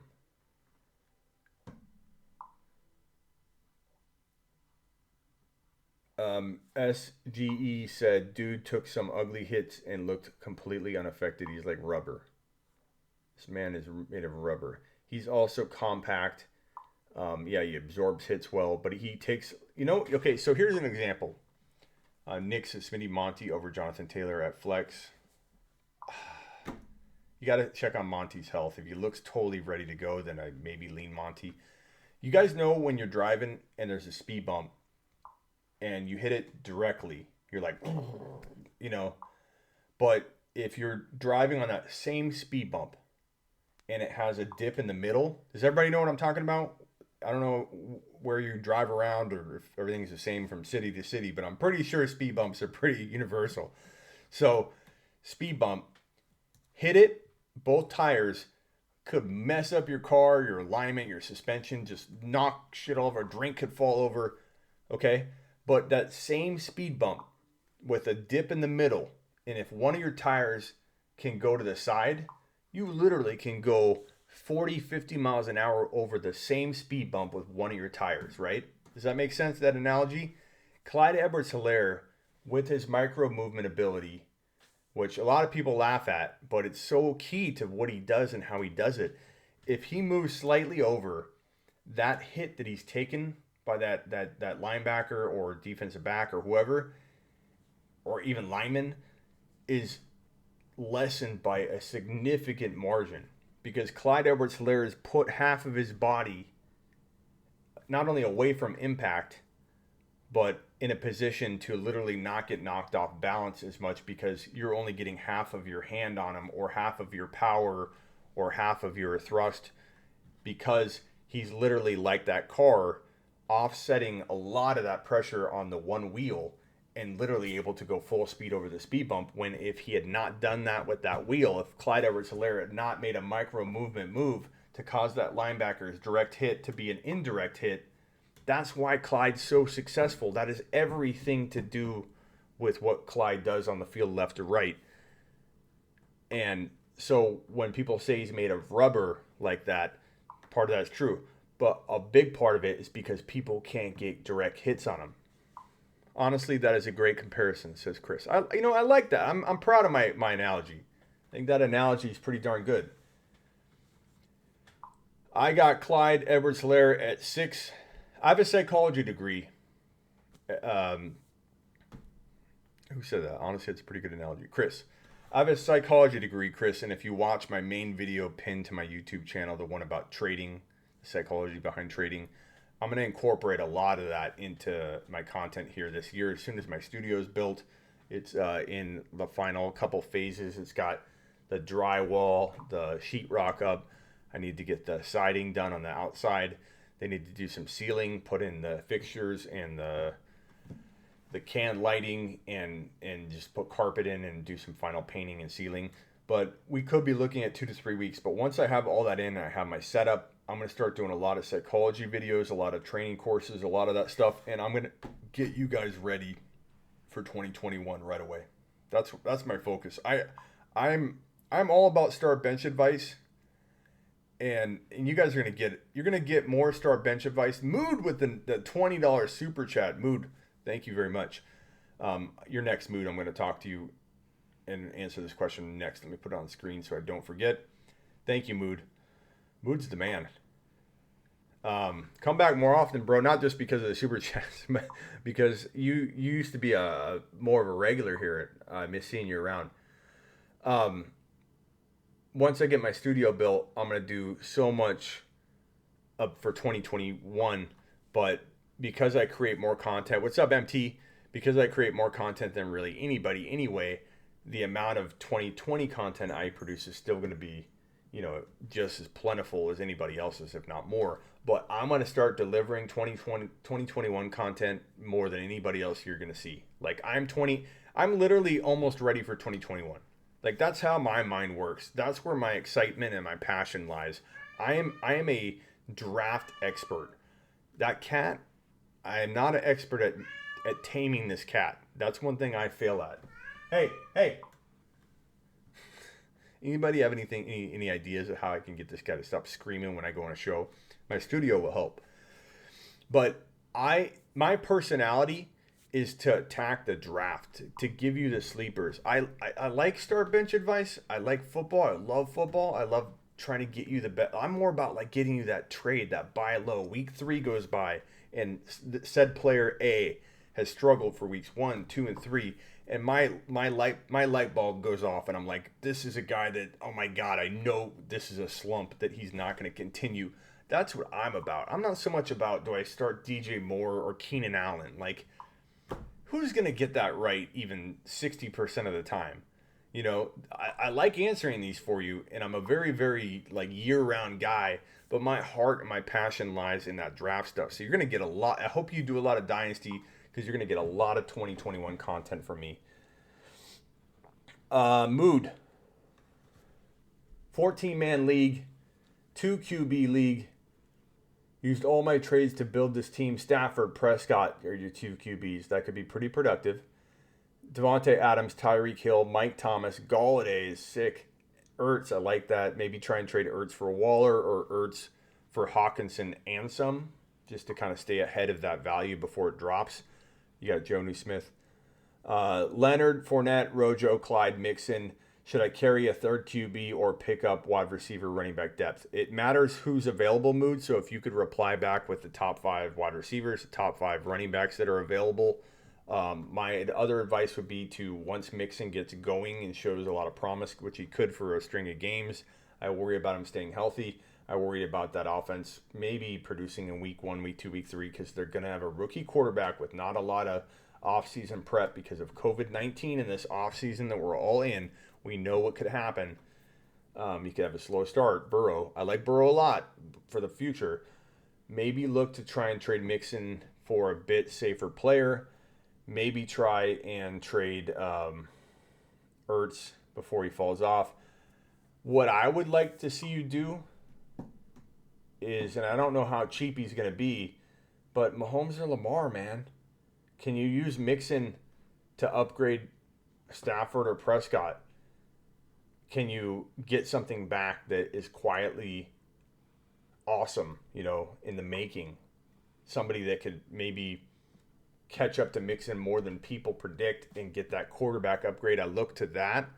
I look to trade Ertz for Waller, who's not a spring chicken, but he's also got more years left than Ertz. Past that, man, Clyde, I love. Thomas, I love. Galladay, I love. Hill, I love. Adams, I love. Don't trade those wide receivers for anything, and don't trade Clyde for anything. Use future first rounders if you have them. Use Ertz. Use Fournette. Fournette's got a lot of value right now. Actually, try that first. Fournette and one of your QBs for Lamar. Fournette and one of your QBs for Mahomes. If you can't get that done, maybe you throw Ertz in. I don't know. I'd be willing to roll with Jonnu Smith if it meant I could upgrade get rid of Fournette, get rid of Ertz, upgrade into a Mahomes or a Lamar in a keeper league, in a 2 QB league. Try and get creative with that, but definitely respond with who's available. Looks like you might have. You drafted 4 QB straight, and because of that, it's a 14-man, 2 QB league. 2 guys were left out because, okay. Justin Herbert is the only thing available. Herbert's an okay pickup, I guess, but your QBs aren't bad, though. Like, don't panic over it. You got a great team. I'd try and get rid of Fournette. Maybe let Fournette gain a little value because Fournette right now might not be worth a lot. Mood, if there's one thing I've learned over the years, the trade that makes the difference for you does not have to happen before week 1 starts. A lot of people get worried and they think all their trading has to be done. Things have to be finished, ironed out, ready to rumble for week 1. They don't think, oh, I can make the trade that can impact my team the most. I can make that in week 4. Like, especially in a dynasty league, you don't have to do anything now. Week 3, week 4, you could do your best move in week 10 when somebody needs somebody to win, and you give them Ertz and you get something amazing. So, be patient, but be proactive and on your toes. Smitty, my running backs are Zeke, and also be on the waiver wire, Mood, because there's a chance that a James Robinson could be the next. You know, he might be nothing, but he could be the next monster, breakout running back that comes out of nowhere, or be the Lindsay of 2020, the Philip Lindsay, the year Philip Lindsay was picked up off waiver wires after week 1, week 2, whatever it was. Be proactive. Get that guy for free, and then you're going to make some people crap their pants if you land another player like that on your own doing mad free agency moves. Smitty, my running backs are Zeke, Jacobs, Drake. My wide receivers are Kupp, Ridley, and your tight ends Higbee and Ingram, any position to upgrade. Zeke, Jacobs, Drake. I mean, you obviously could oh yeah, AJ Brown. Nice. You put AJ second, so I didn't see it. I trade Cup on the high if I can. It'd be cool if you could upgrade Cup and Higbee into like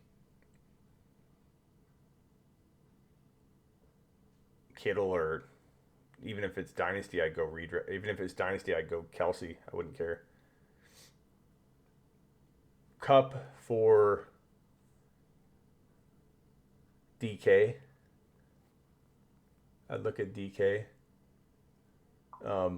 Past that, maybe a QB upgrade. I don't know that I would definitely go after DK. I'd go after Chark. And I'd use Cup. I'd feel okay with AJ Brown, Chark, and Ridley. AJ Brown, DK, and Ridley. I'd feel a lot better about that than I do. I know a lot of people like Cup. I know people are going to get upset at me. I love Cup. Why don't you love Cup?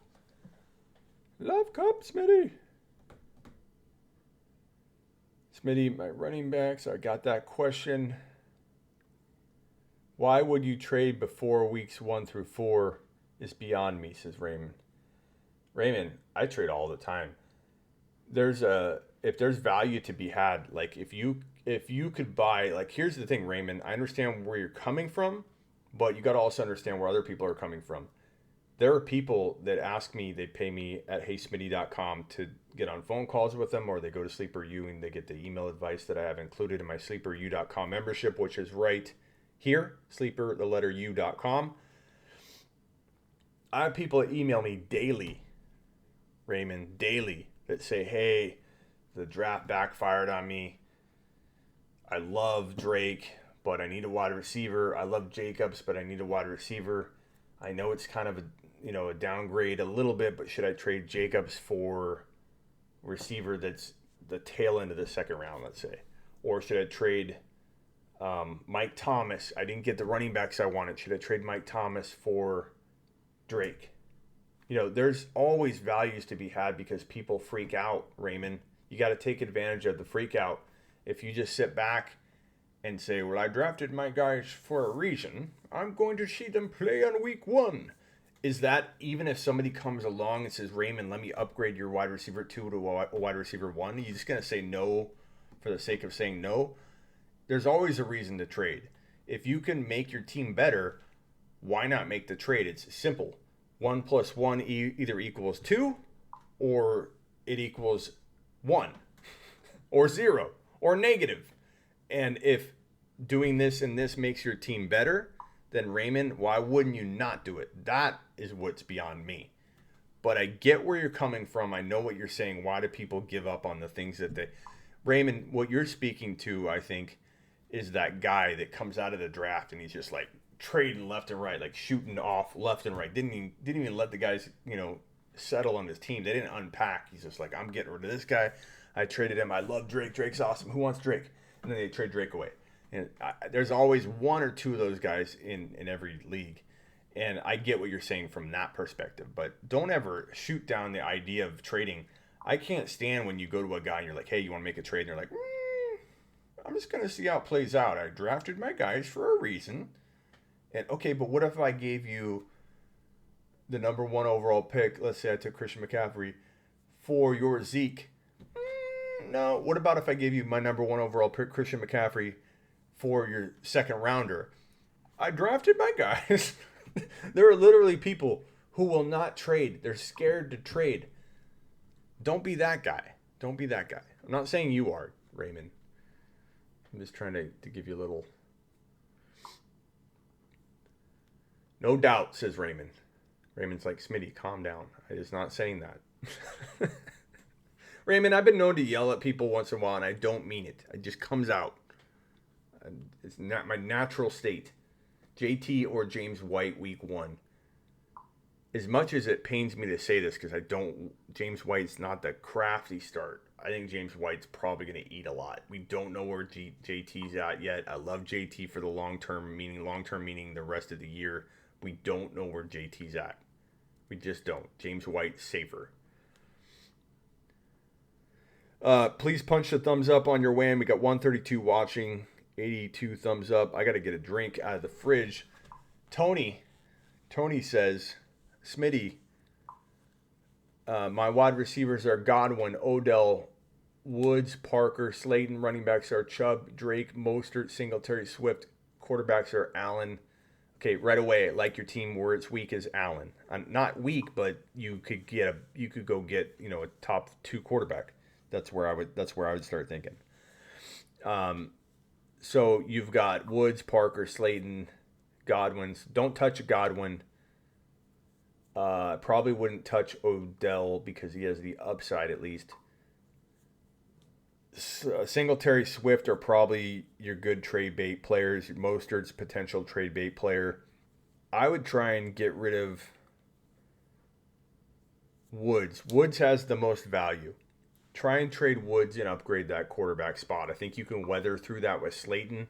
You can weather through that through other trades or ad drops. But Woods is a lot of value. I think you could potentially get a decent player or a QB upgrade, a massive QB upgrade. I'm talking about massive. Don't do it unless it's massive. Or you could do a small trade and go get Brady. Give up a smaller piece, get Brady, and then you're in the money. And a lot of people think Allen's better than Brady. You might be able to do that straight up. Try it. But I much rather have Brady. And if you have Brady, you're good. You're golden. I don't even think you need to make a trade. MT with the super chat. Thank you, MT. MT, I feel like I know you're around a lot, but I feel like you might have been a little bit missing lately. Am I accurate in saying that, or have you just been quiet, or am I just off? Because I feel like you haven't come around as much lately. We need MT. Am I being a homer, or is this KC team the best team ever? Well, there's a reason I did my all KC team where I drafted every KC player, MT, because I kind of am feeling like this is just a super team, especially a fantasy team, a super fantasy team. The D is no slouch either. Seems like an all Madden team. I agree. That's why I've done what I've done. Your question can't be answered at this time of the season, says Bob. And I can actually say computer Bob because my computer's not currently hooked up to respond to my voice. What do I upgrade, says Easton. Drew Brees, Cook, Clyde, Hill, Chark, Juju with Big Ben on the bench, Odell, Mark Andrews. So, great team. My first question is,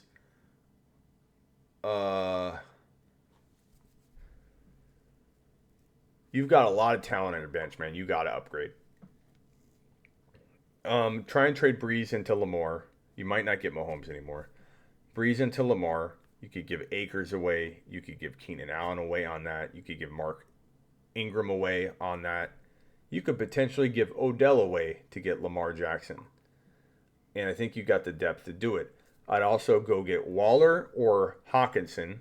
I would trade Gesicki straight up for Hawkinson if you can do that. I wouldn't give straight up any of those guys like Akers, Odell, or Ingram or whatever for Hawkinson. You could give up Edelman. You could give up Deontay Johnson. Let Deontay have a good game, then trade him for Hawk. Or Hawk could go off in week 1, though. Just pay very little for Hawk. Gesicki and Edelman should get it done. Gesicki and Deontay should get it done. Go get Hawkinson or go get Waller. Waller using Gesicki and Deontay might work. I'd give up Ingram straight up for Waller in your situation. I'd give up potentially Keenan Allen for Waller straight up in your situation. Waller is a difference maker, I think, that can help your team. If you like Gesicki, trust your gut. I don't think he's going to be a great option. Cook and Clyde can't do better than that. Make sure you get Madison if he's on waivers. He's way more valuable to you than Edelman's valuable to you. You don't have to make a QB trade, but I like this team, Easton. It's fantastic. MT, thank you again for the super chat. Let me see if you responded to my comment about you being missing. I don't see your comment yet, but I am curious. Derek's expected to score 161 this week. I was a little disappointed that my all KC team only had one What did I score? I think it was like 150. What did I show? 115, 109, something like that. May not win this week. My KC team, 34 points is not, a crazy outing for the Chiefs. So this is a bad week for me on my KC team where I have all KC players. As a fun experiment. 34 is not a ton. I drafted Akers before Gurley, and I'm kind of regretting it. Well, I mean, I don't like either. So I don't even know how to answer that question. I like your avatar.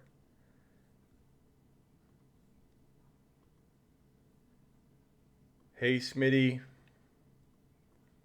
Should I trade Le'Veon, Antonio Gibson for Connor? I could see that working out or not working out. I'm going to be completely honest. I'd be lying to you if I said that one felt like it could go either direction. I probably feel like Connor's the better player right now than both of them, but Gibson could become the best player of them all or not do anything at all ever. Could flop. Bell could be the best player of them all or do absolutely nothing. At least Connor's on top right now. If you need the player now, Connor might be the better option, and he is on top right now. But I'm going on record telling you Gibson or Bell, they at least have the potential to be the best player in the deal, both of them. But they could both bust. Smitty, you like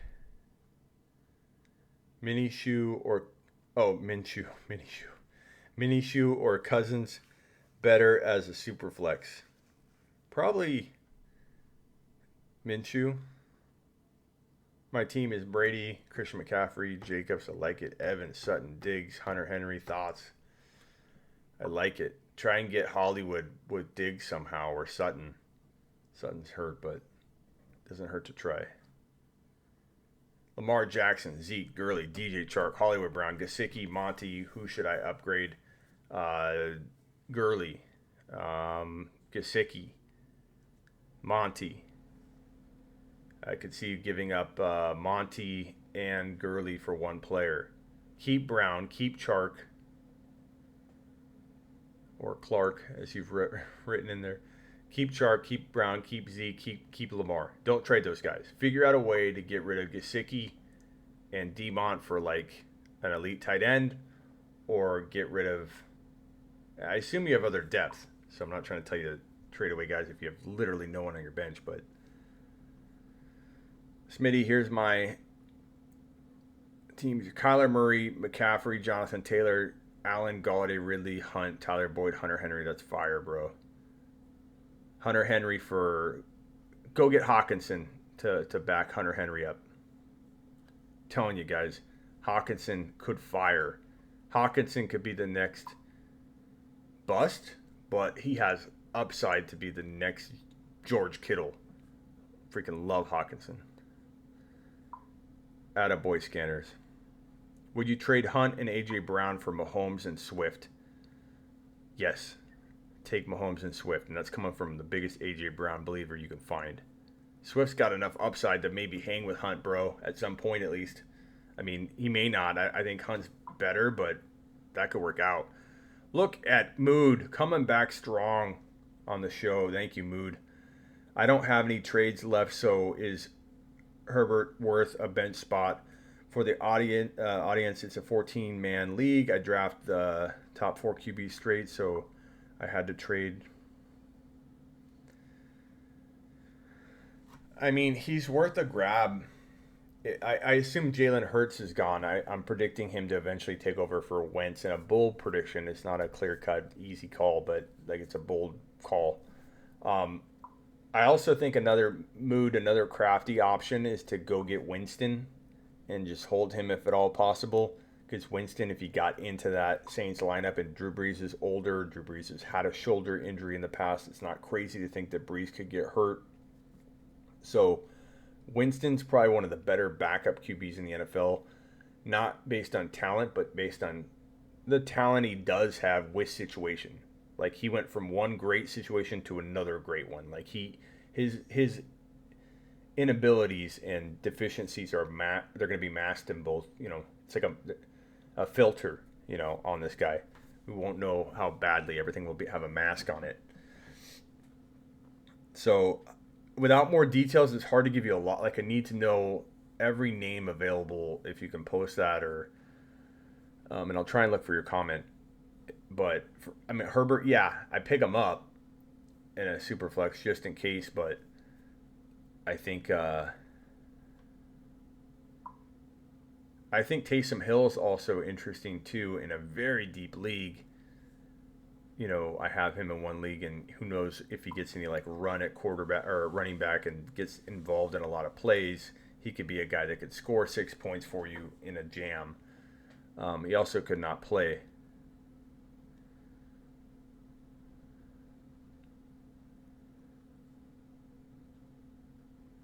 Hey there, Smitty. I have a good question. I have Chris Herndon on my bench, and T.J. Hawkinson is on the waiver wire. Who would you drop for him? I don't know. Or would you drop him for? I would. Yeah, 100%. I know that a lot of people like Herndon. Dude, I think Hawkinson is worth the risk. I totally do. Newton is my backup. How do I feel about that? I like it. He could be a low-end QB1. Smitty, Hollywood for Hawkinson. No, you keep Hollywood. You go get Hawkinson a different way. You do not trade Hollywood Brown. Take a lap. Take a lap. Take a lap. Take Toe. a lap. Taught you better than that. Hollywood Brown's our boy, Blue. Hey there, Smitty. I have a good question. Oh, I already read that one. That is a good question. Do you think Fournette could be a running back one stud? There's a possibility. It's a great situation if he gets all the work. The problem is all the same concerns I have are still there, for Fournette, other than he gets a fresh start to not screw them all up and have all the problems that he had.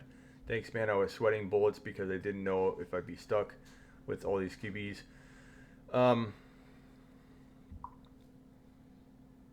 It's tough, man. Is there any way you could list every QB available and ask me again? Just tell me every QB you can find in the top 10, and just post their last names so you can fit it all in the question, and then tell me who you're considering dropping. I'd like to have a little more information before I lock in a piece of advice, and I want to make sure you get taken care of. So if you have time for that. And if I miss your question, post it again. Don't be shy about it. You super chatted enough. I need to answer your question. My ride or die is Hurst. I don't blame you, scanners, but he's not mine. But Hurst isn't Hawkinson isn't a lot of people's ride or die either. So, and I wouldn't call Hawkinson my ride or die. I'd say Clyde and AJ Brown have been. Smitty, sorry I'm spamming. But Breeze DK versus Watson and Gallup, or is DK an overpay? Breeze and DK for Watson. First of all, Breeze and Watson are not, you could argue one over the other. I don't know who's even better in my mind. It kind of comes down to scoring maybe, and I'd probably say Breeze is just as capable for sure. So DK over Gallup by a lot. I like the Breeze DK side. I feel like you could trade Breeze and something else for Watson, or just keep Breeze, but no way I'm trading DK in, man. I think this could be a big year for DK. Smitty. Uzigbo going to IR. I have an open bench spot. Highly undrafted player I could pick up as a lottery ticket. James Robinson's probably off. He's probably not on waivers anymore. James Robinson would have been a really good player. I think, trying to think of some names. Let me look at my rankings real quick.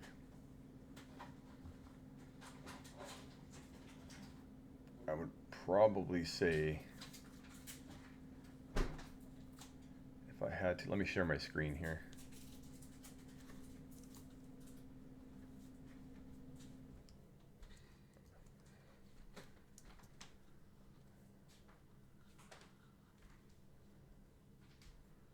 Let me log in. I'll give you my rank. I'll let you guys get a sneak peek at my rankings. All right. So get ready for some goodness.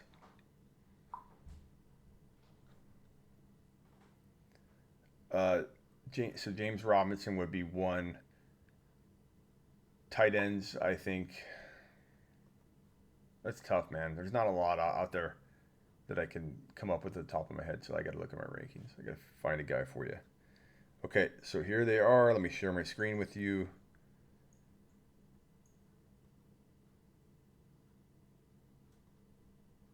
Whoops.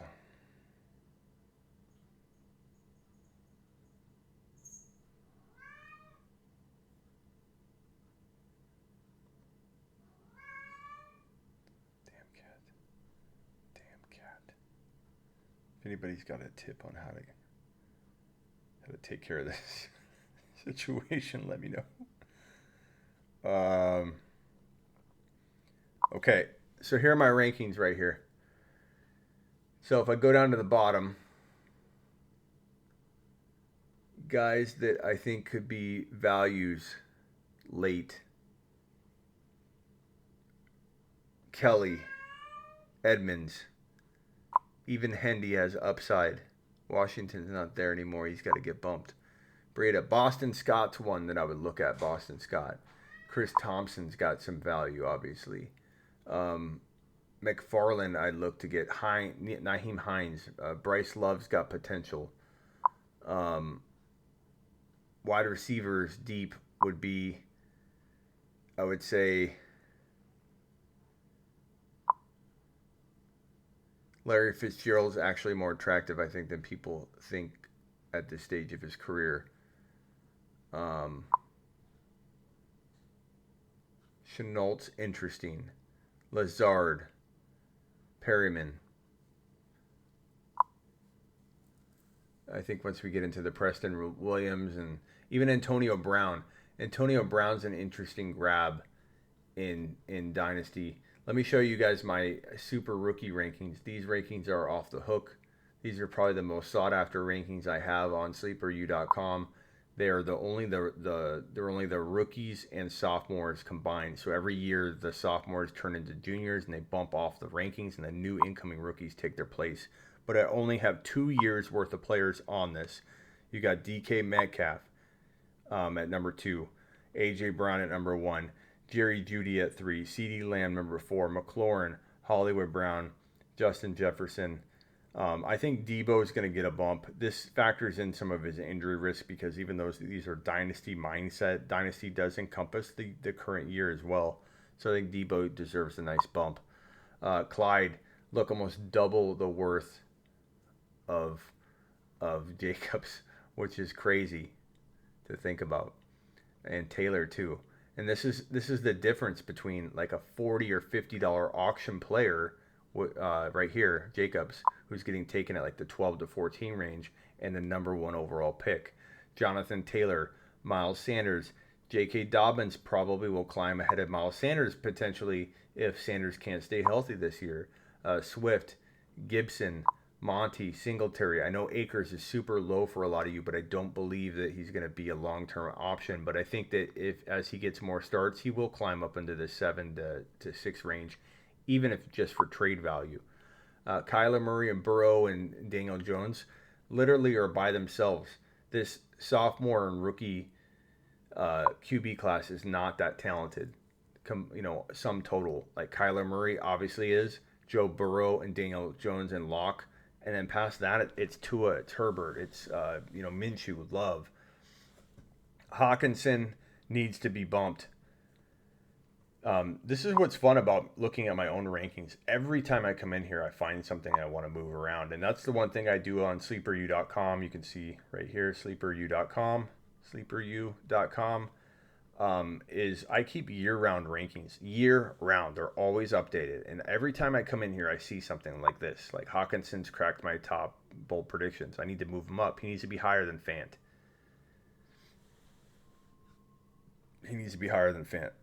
I always find something that I want to change when I look at my rankings. Michael Pittman is the next. Mike Evans says Hazel. That could be Dobbins is definitely a sleeper, says Scanners. Isn't AB eligible to sign with the team after week 4? AB can come back after half of a year of being banned, so.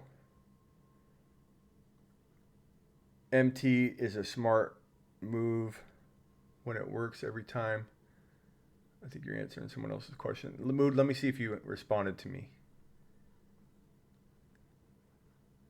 Smitty, that was a response to the side conversation, but there is no QB on waivers. I already have Herbert, but I want to drop him for a more wide receiver. Yeah.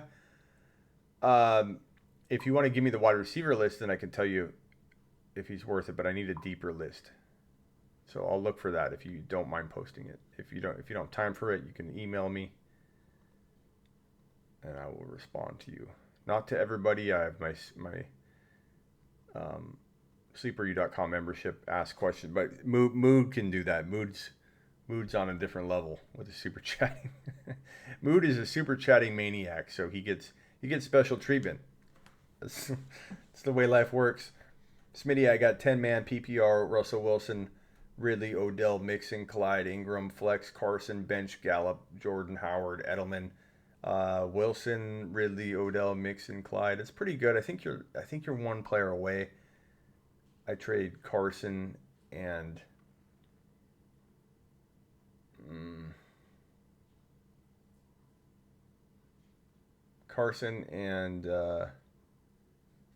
I try and get rid of Mixon. I try and get rid of Carson. I try and get rid of Odell potentially. It's a lot of risk with all those guys, man. I wonder if you could give Mixon and Odell for like a Barkley. Or better yet, Carson and Odell. Carson and Odell for one big gun. I would do that. Keep Mixon. Try and trade Mixon straight up for a player of equal value straight across, like Jacobs or Drake or Eckler. I'd trade Mixon for Eckler. Get into a safer player for 2020. Go in with Clyde, Eckler. Trade Carson and Odell for Elliott. Carson and Odell for Elliott. Carson. Who's your quarterback? Russell Wilson. You're good there. Carson for Killer Kelce. Yeah, you got Hurt. You're okay with Hurst, I guess. Those are the things I'd look at. Smitty, is Rager going to be good on the... He could be okay. He's banged up, but he could be okay. I don't know about in redraft how much I love him, but... Haka ding dong. I like it, Hazel. We're going to start calling Hawkinson, man. After Hawkinson explodes in week 1, Hazel, it is your duty to come on my first live and drop a haka ding dong, because I might forget that phrase. It is your duty. Your duty. Mood gets to skip the line at the Mood and MT and Damon and Tony and Unberger and I'm pardon me for not thinking of a lot of your names off the top of my head. But you guys have fast passes, I think, is what we'll call them, like Disneyland. You get right to the front of the line. Smitty, my receiver depth is Godwin, Moore, Chark, Rager, Crowder, and Miller. I like it, man. I like it, Thomas. That's pretty darn good, man. Mixon going to be better than Eckler, no doubt, says Scanners. That's why we play the game, Scanners. That's why we play the game. Smitty, any reason you don't particularly like Hurst? I mean, he doesn't have the track record, really. It's only everybody's excited about his volume, and I am too, in a way. But, I mean, tell me why you're excited about him, other than he probably will get fed a lot. But, I mean, Hurst... Let me pull up Hurst from last year. I just don't know why everyone's so high on him. Like, I'm not saying you can't like him. Whoops. Wrong player. Smitty. Oh. Hayden. First game log. 2019. I'm so tired I can't even think. I can't even think. Career game log. So in 2019, he had 341 and 2. And let me get his whole game log. So here's his season that he had. I just want to get a feel for what everyone's thinking. Because, I mean, so many of you like him. So many of you love him. So many of you want more of him. But here's his game log. This man everybody thinks is the next breakout. Now, you can say the same thing about, hey, Smitty, you like Hawkinson, and he didn't do anything. You'd be right. What can I say to that? I have no excuse. I have no argument. But here's his game log. Okay, this is Hayden Hurst. This is the guy that everybody thinks is the biggest breakout tight end, known to man. He had 2 touchdowns, one in week 2, the other in week 14. He had 35 yards in week 17. I'm going to read it down. I know you guys can see it, but if this turns into an audio podcast or whatever, 35, 9, 19, 73 in 1 touchdown. It's a great week 14 against the Bills. Then he had 21 yards, 0, 2. Oh, I'm sorry. 21 yards, 0, 16, 20, 15, 10, 4, 32, 39, 14.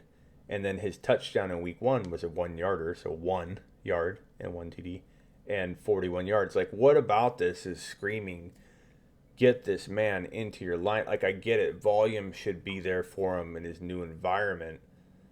But I just don't understand why this is signaling, like, I don't get it. Like, I feel like I'm on a whole nother level. 8 likes from 100 likes. We have 127 in here. Let's get 8 more thumbs up and reach 100. Punch it. Do you guys realize we're going to get into, like last year, I think, we're going to get into the 700 and 800 people in the live at one time, congruent, like go from like 500 to 800 people. That happened in September last year. We were climbing fast. We were at like 90, now we're at 126. We were at like 150 earlier tonight. We're going to get into the 3s, the 4s, the 5s. Saturday nights are where it's at. Saturday night, we have a lot of people in the live. But, Aiden, tell me what I'm missing on on Hurst. I don't really get it. Thumbs up, 125 people in here. We can get 96 to 100. It's only 6 more people. 4 more. 4. 96 plus 4. I'm so tired. Can't even count. Oh, okay. Somebody had to do 99 and then 1 down. That's right. It's 100 total engagements. That's fine. The thumbs down's fine. 99. We're at 99. We do need 1 more. This is punch it. Somebody hit it. 99. Make it 100. Smitty, Ridley, or Hollywood this week. Thank you. There's 100. Happy 100. Let's all take a lap together. I don't mind taking a lap. Take a lap. I think it's fun to take a lap. Take a lap. I gotta run tonight. Shit. What time is it? I gotta run tonight. I have to run tonight. I have to run. I know that was Bob. Bob turned his thumb. Bob, I know that was you, Bob. Smitty, Ridley, or Hollywood this week. Call me crazy, but I'm rolling with Hollywood. I love Ridley. Like, I'm not gonna tell you to bench Ridley. You will not get me caught on camera taking a receipt of me saying bench Ridley. I'm not saying it. No. But I'm not gonna bench Hollywood. No. Find a way to play both. Find a way to play both. Did Aiden respond? I can never finish my conversations with you guys.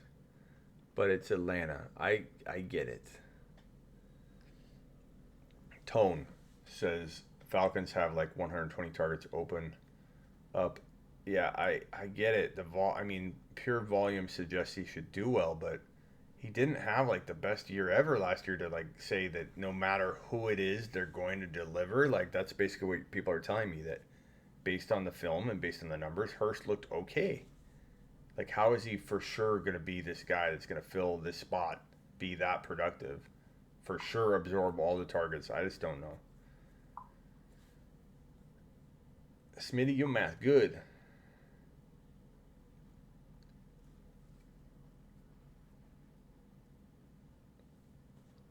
Clyde, 1, 2, 3. He should have 3 touchdowns. See, I can count.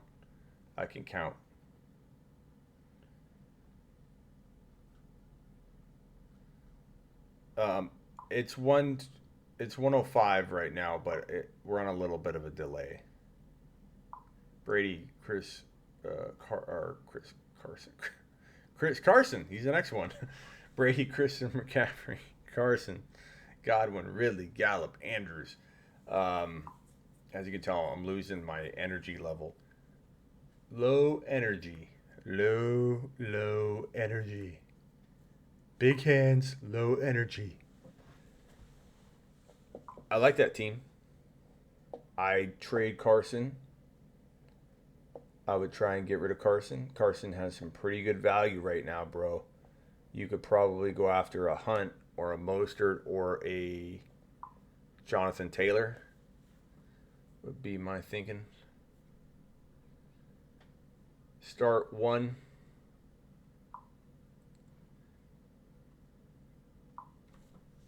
MT, Tyreek are my other 2 starters. You start one, A.J. Brown, Chark, or Odell. I want you to make a trade because you should not be putting Chark or Odell on your bench, and you can't put A.J. Brown on your bench. You can't. But you need to make a trade. You shouldn't be facing that every week. You would have had a good chance at getting those numbers, people in the room, but it won't happen. The election is going to cause issues that are scary. Just enjoy the season while you have one. Thanks, Bob. Thanks for the positivity, Bob. I want to thank Bob for coming by. Bob igniting some positivity on the show. Bob's the man. Bob, this is for you, buddy. Take a lap. It's a good lap. Take a lap. Take Bob's a lap. the man. Bob's the man. Scott says, Smitty, go to bread. Go to bread. Scott paid me $2 to go to bread. Thank you, Scott. I appreciate it. I feel like I got to run first, Brett.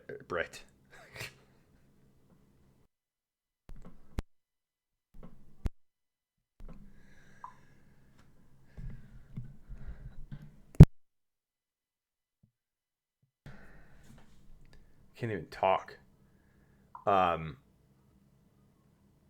Why are all the heathens up? All my, what's the song go? Heathens, take it slow. Serious question, Smitty. Thank you again, Scott. I called you Brett. Totally legit question, Scott. Do people call you Brett kind of often when they see Scott Barclay? Does it make people want to call you Brett? I'm just curious. I kind of feel like you've run into that before. I had a friend with a similar name, and he got called like a Mark, and it was like a similar combination. Thank you, Scott. I appreciate you. Serious question. Smitty, will Clyde be able to score from the one?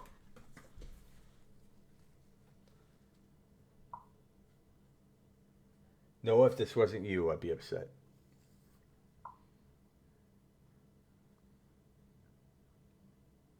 Well, all my heathens, take it slow. Hey, Smitty, is this a good team? Allen, Minshew, Clyde, Chubb, Connor, Boston Scott, Moss.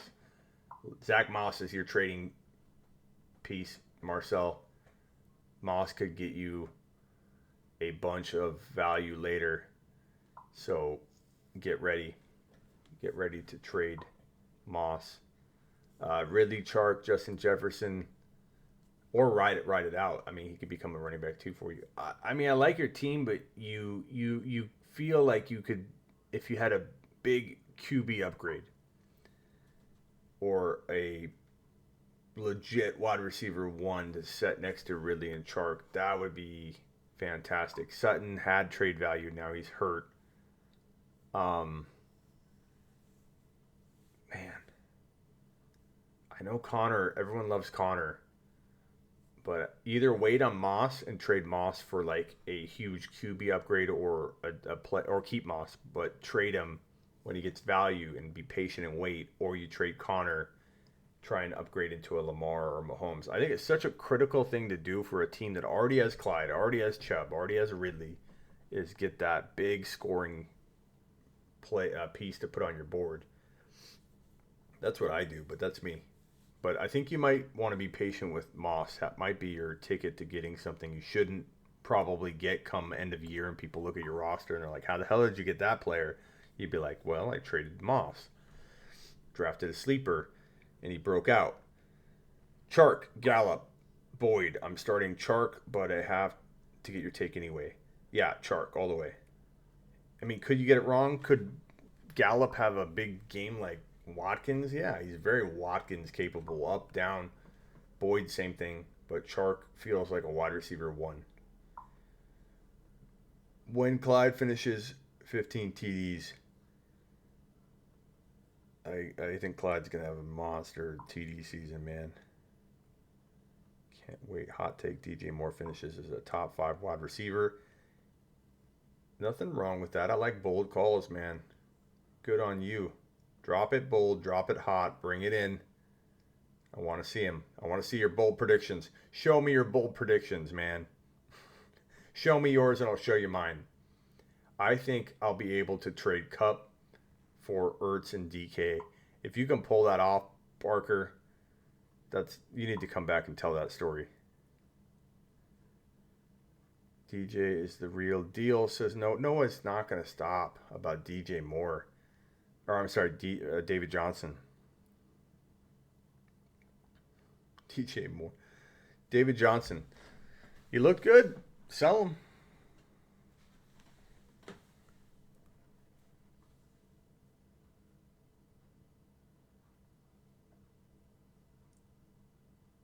This one's for you, Noah.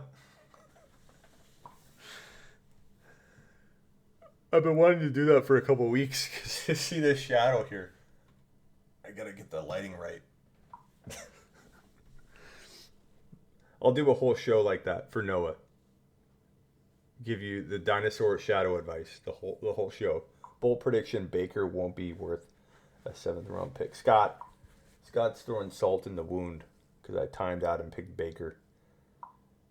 Waller finishes as the number 1 tight end, says Thomas. Waller is I love Waller in 2020. Waller is going to be so good. Waller and Hawkinson are my 2 favorite tight ends that are not big name guys on a lot of people's list. Bold prediction from Xander: Mahomes won't finish in the top 5. That's blasphemy, Xander. Take a lap. Take a lap. All right, this is the outro music. If we get a super chat, you guys know the drill. I will restart the music and keep answering questions. This is speed round. When you hear the music, throw your question out as fast as you can.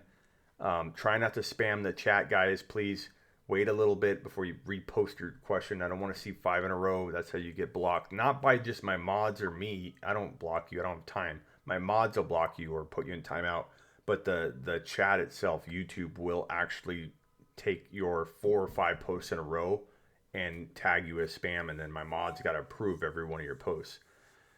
So be careful doing that. I'm going to cue the music. If we get a super chat, I will restart the music. If not, we will be, as soon as the music ends, the show will end, and that's that. Hawkinson or Hunter Henry? Give me Hawkinson. Go.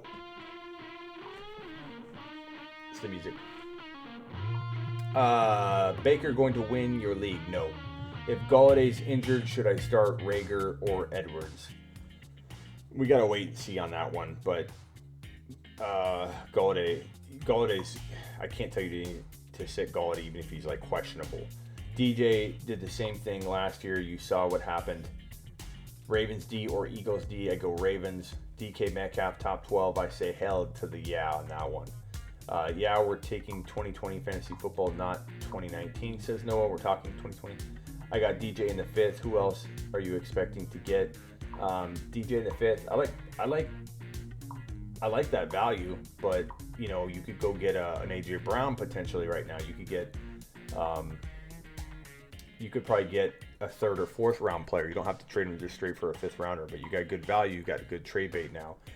Ingram or Ertz? I'm going to go Ertz. Trade Madison for Hawkinson. I don't have Cook. Yeah, I do that if you need a tight end. MT. Oh. Is N'Keal Harry going to break out in week 1? He could. N'Keal Harry's been in a bad spot, bad situation. He got hurt. Not a great hand he was dealt in week 1, or from really the whole season last year. So I like Harry, but he's not a lock, but I like him a lot. Hunt or Taylor? Hunt this week, but Hunt and Taylor will be a tough call later. Last 2 questions are these 2, and then we're out. Smitty, who should I target to trade away? Will Fuller, or should I hold him? I would go after. You might even wait till after week 1 so that you can find out who struggled. But I mean, you could potentially go with. Maybe you can get a Mostert, even if you give up a little bit. Maybe you can get an Ingram. Maybe you can give a lot more and get an Ingram or a JT. Or maybe you can do a Fuller and your tight end to upgrade your tight end, or Fuller and whatever to upgrade a wide receiver 3 into wide receiver 2. Test the trade waters. I don't know what kind of value Fuller has right now. I don't know if you're going to be able to get a whole ton. People aren't going to buy into him after 1 week. I think they'll be a little bit worried. I think people will come away from Thursday night worried about the Texans more than you think. Brady with week 13 by any reason to get another QB. I mean, you got to have a backup, bro, but I mean, you got to give me more details than that. I can't really tell you off the top of my head what I would do unless I know the details. Wait, Smitty, it was Hunt for Taylor. If that's a trade, let's do the music one more time. Smitty, was it Hunt for Taylor? I'd rather Hunt in week 1, but Taylor could make that really tough to know who's going to be better. And Hunt wins you a league if he gets in there. He's a flex player right now, or high-end running, or a low-end running back 2 maybe. Right now out of the gate, we don't know what we're expecting, but I think he could work his way, even with a healthy Chubb. Hunt could work his way into high-end running back 2 numbers, but we still need to see it. But Taylor, I think he's guaranteed a little more production than Taylor for week 1. But you could go either way. I wouldn't be opposed to you going one way or the other. Do not end the show. The show must go on. No, I'm trying. One more super chat. I restart the music. Cam or Minshew, week 1, 6-point TD. Go Cam. I go Cam. I'm rolling with Cam. Hell, I have to cut someone for a kicker and having trouble. This is Computer Bob. Can I add one player? Campbell, Rager, Edwards, McKinnon. I'm going to go Campbell. Todd Gurley, bounce back or nah? I'm going to say maybe initially like DJ, but I'm getting rid of DJ on the high. And if Gurley ends up scoring big, and I don't own Gurley in any leagues, I would never do that. But if you do, and you didn't listen, maybe you're better off selling him after he has a good game, but you could lose all your value too. That's kind of risky, but you drafted him for a reason against my advice. So you obviously like him, trust your gut. Smitty, do I trade Mark Andrews and CeeDee Lamb for Hunt and Odell Beckham Jr.? That's a tough one. Ooh, saved by the super chat. Let me finish this question and give the music and the speed round another go. Smitty, do I trade? I'll make the speed round longer too. I'll retweak this music and make it like 2 or 3 times longer, so that if you do a super chat, you literally get another 3 minutes or something versus like 1 minute. Smitty, do I trade Mark Andrews and CeeDee Lamb? So I don't know if you're talking Dynasty or redraft, so I'll answer both. In Dynasty, I take CeeDee and Andrews in a heartbeat. In redraft, I'd probably take Hunt and Odell. But it's close. It's close. Okay. Thank you for the super chat, Rock. Speed round continues for one more go. Unless we get a super chat, I restart it. Do running backs or wide receivers lose more value in points-only format? That's all going to be player dependent, what player you're talking about. I don't think positions can determine that. I think it's like there's tiers of players that are going to be scoring. So if you're talking about TDs only, then it doesn't just like running backs probably are more valuable at times, but there are players like DK Metcalf who could score 10, 12 TDs. Gronk could score 7 to 9 TDs. So it doesn't really, I think, always depend on the position. That's a weird league though, because a lot of times your top scorers are really not the top scorers, so it makes for a weird league, in my opinion. But thank you for the super chat, Rock. You the man. Anthony Miller or Jarvis Landry? In week 1, I'm going Miller until we know Landry's fully healthy from that hip. Thanks, Smitty. I'm happy that football is actually back. Great show. Thank you, Scanners. I appreciate you. Even when we disagree a little bit, you're always respectful, and it's fun to have different opinions. I love when people have fun with having different opinions. They're not mad at you. Like, why do you have so-and-so ranked so high, you idiot? Like, we have different opinions. It's great. Being bold is fantastic. Lamb worth a flex over Hunt in half PPR. And I'll pull 2 more questions on, and if we have another super chat before I'm done answering these, I will restart the music. Lamb worth a flex over Hunt half PPR. We got 140 in the room, guys. If anybody drops a 10 spot, I will go another 10 minutes. Seclan, Smitty just spent an hour making fun of that take. What take? Xander starts the music over. Thank you, Xander. Clyde had issues at the goal line at Ellis. Watch the film on Clyde. Clyde is not the problem. Clyde is a really good back in every scenario and situation. So a lot depends on what you're watching. If people just look at the numbers and they don't take a look at actually what is happening during the plays, I think he can be a great goal line back. Maybe they don't give it to him every time. Maybe they mix it up. Maybe they pass more on the goal line and they use him as a receiver. He can be involved heavily inside the 20. And I think that's the most important part. And how many goal line plays are you really going to have on the year? I'm not too worried about that. Even if they took his goal line work away, he's going to get the ball on the 5-yard line because he'll be slippery and knife in there. So don't focus too much on goal line. Goal line's not, you don't usually have a lot of goal line work all year long. What's the clan doing, MT? I'm confused here. Gronk or Hawk? That one's hard, Noah. Probably Gronk in week 1, but I love both, and Hawk could develop into the next Travis Kelce. That's such a good question. I think I deleted one without reading it, but Rock or whoever got us one more go. Wait, let's see. I just subbed. Do you think the trade I put in was a good one? Ingram for Edwards-Hilaire.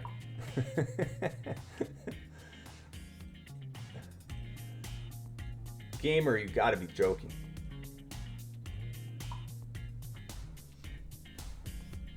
Welcome to the show. Number 1. Number 2, you wouldn't be able to get Clyde Edwards-Hilaire for 4 Mark Ingrams. But I think you're joking. Yeah, I think he's the number 4 overall player, probably the number 1 overall player now. And if you didn't know, you can get in my league. I have a league that's starting Saturday. We're drafting in one sitting, I believe at 6 p.m. Eastern. It'll be a quick draft because let me stop the music and I'll restart it one more time. Unless we get a super chat, I'll play it again. And a $10 super chat, I'll do 10 more minutes. This league starts Saturday. We draft Saturday. And the twist and caveat, you're not kidding. You can't get again. First, welcome. I'm not trying to go at you on this one, but you can't get Clyde Edwards-Hilaire using Mark Ingram. Clyde Edwards-Hilaire, if drafting today, would go number 1, 2, or 3, or 4 overall. Ingram's like a 5th rounder, 4th round. Like, it's not even the same planet. You'd have to give up a boatload for Clyde Edwards-Hilaire. A boatload. What was I saying? Oh, my league.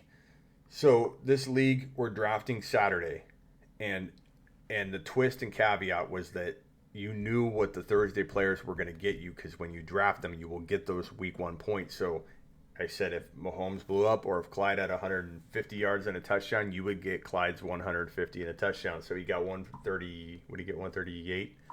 If you draft Clyde, you get the 138 and a touchdown. You know what you're getting out of the Thursday night guys. It's a cool little twist to the league. The league starts Saturday. If you want in, all you have to do is become a YouTube exclusive member. If you go to my main page on YouTube, smitty1.com, or just go to youtube.com/The Fantasy Football Show. You're right there anyway right now. Click on the main page and you'll see the join button, or you might even see it on this page up above.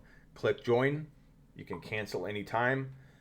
You get not only do you get to get in the league the first 8 or 9 people that click it, and if I get an overwhelming amount of people that jump in and grab that membership, I'll create a second league. Like, we'll do 2 drafts on Saturday night. Like, no way I'm going to turn down people if I get enough people to do 3, 4, 5 leagues. But there's 10 spots left, so first 10 will get it.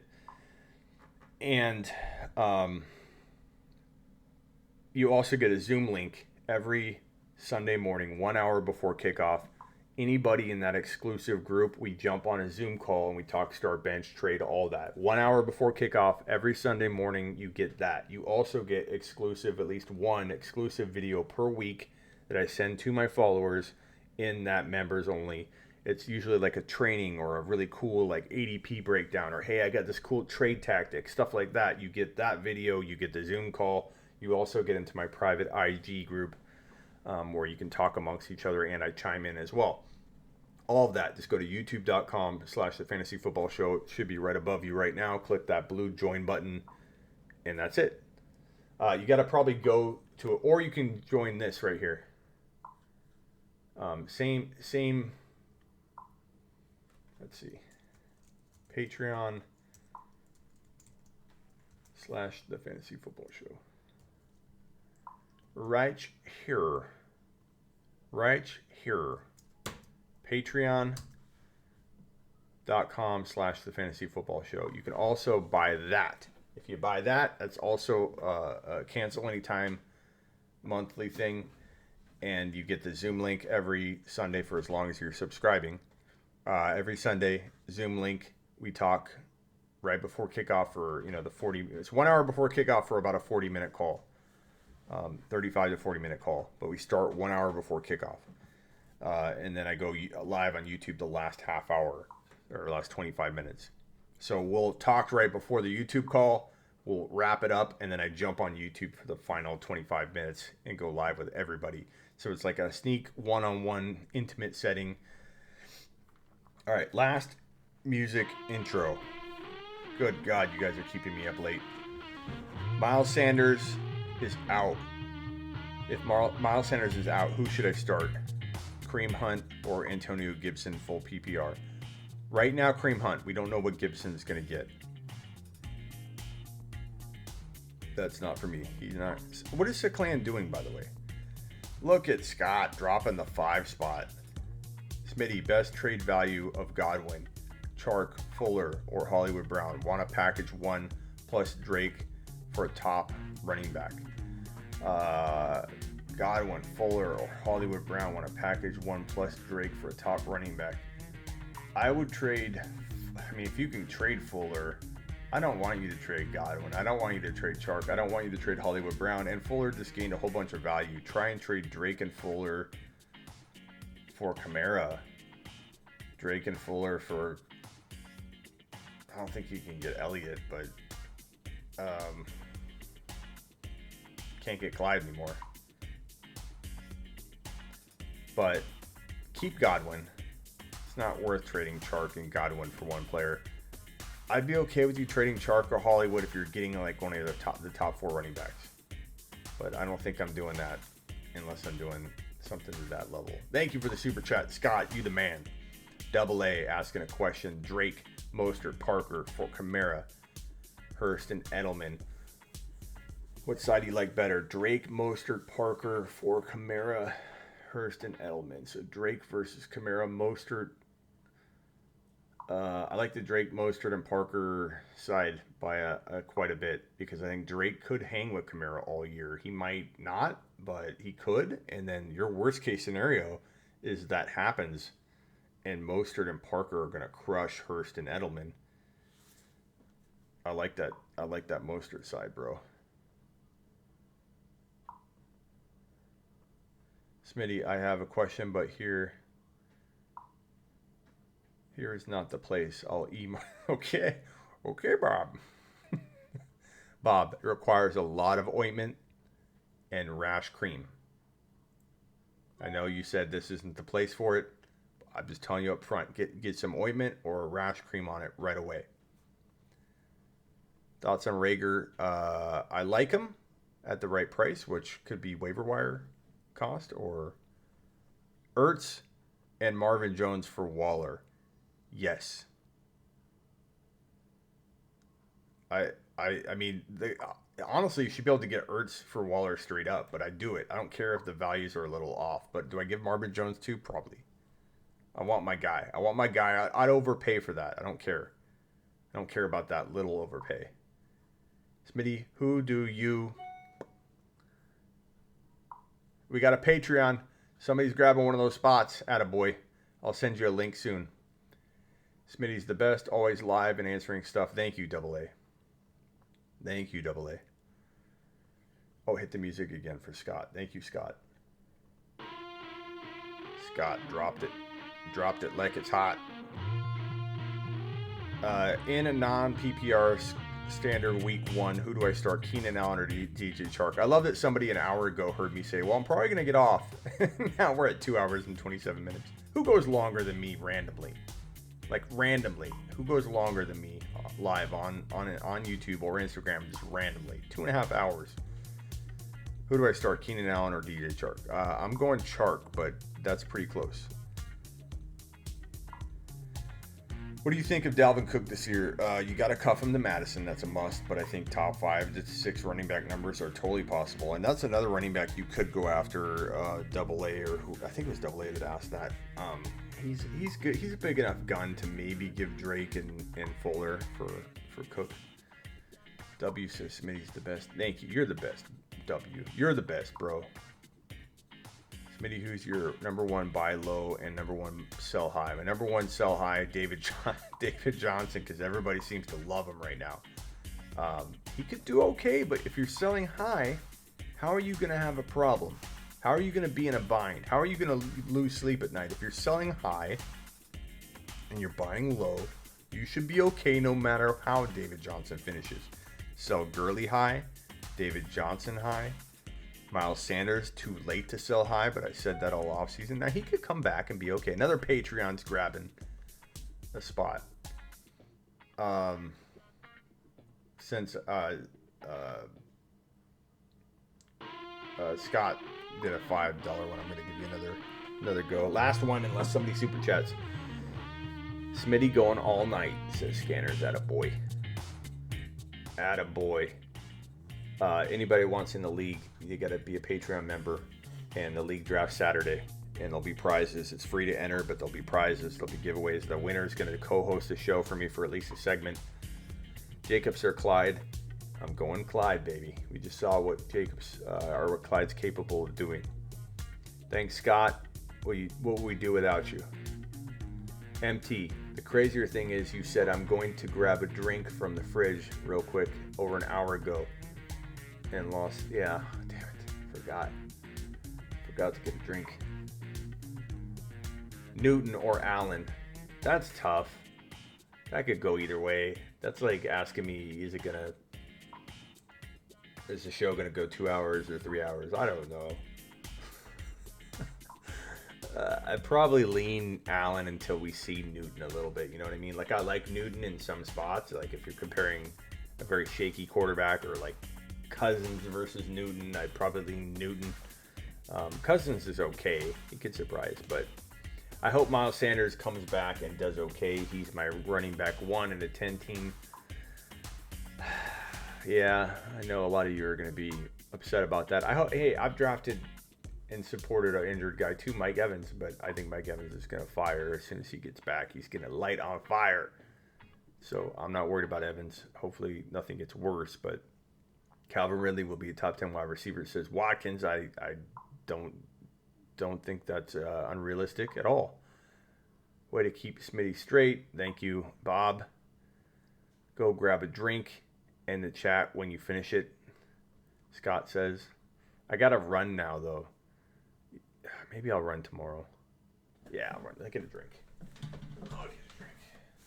Scott's wise.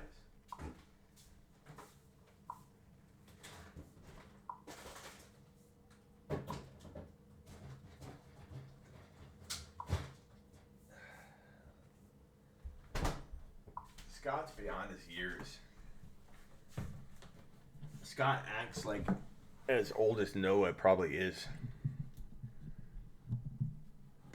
Smitty, who's your number 1 buy low and number 1 sell high? Okay, I already read that. I'm so tired.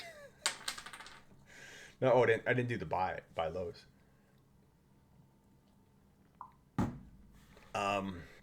MT with the super.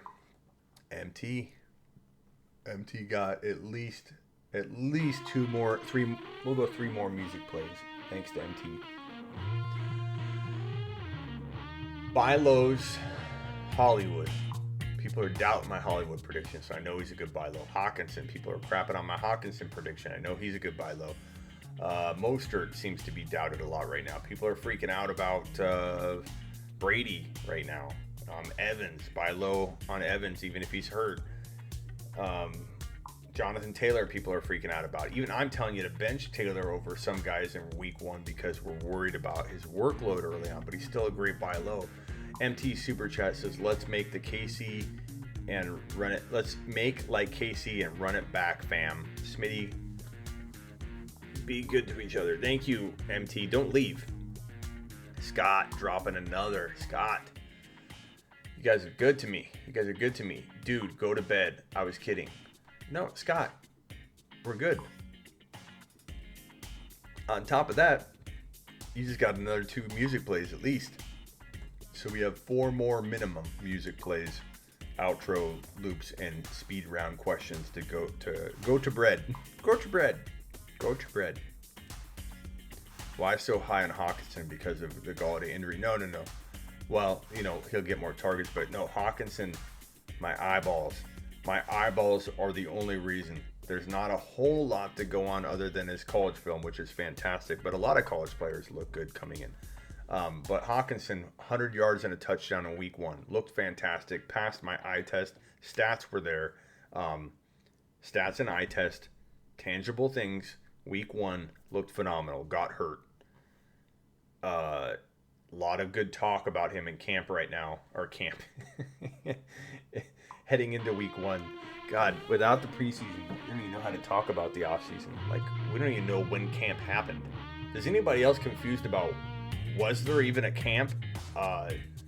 When did things transition into camp? Like, it was such a messed up offseason. The season just was there. It's week 1. But Hawk looks so amazing, and I'm hearing a lot of hype about Hawk. Some inside information, even. So, to me, I already know he's got the talent. And now that I'm hearing that he looks good and he looks healthier, he's still kind of banged up a little bit, but he looks great even banged up. I'm ready. I'm ready to roll with Hawk, man. Galladay you could buy low on, too. Smitty, put your Cokes in the freezer for about 30 to 45 minutes. Great with the fruit. Yeah, I just...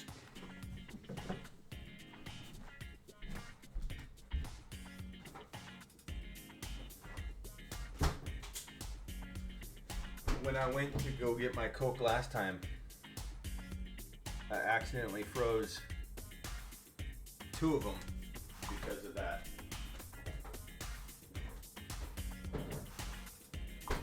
I freeze my Cokes all the time because I sit down. I think I'm going to go get them, chill them, and then they get frozen. I freeze like 5 a day. Smitty, do you think Clyde Edwards-Hilaire will overcome his mighty struggle at the 1 yard line? No, Noah. I don't like Clyde Edwards-Hilaire at all.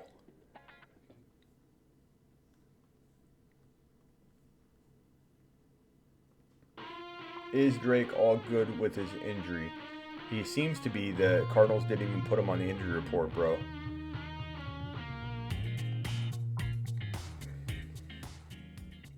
Somebody legit just now offered me Saquon for Clyde Edwards-Hilaire. Let's get a poll going. This is too big of a question for Senior Smitty to answer by himself. I want everybody to put in the chat right now. Let's rain the answer in the chat.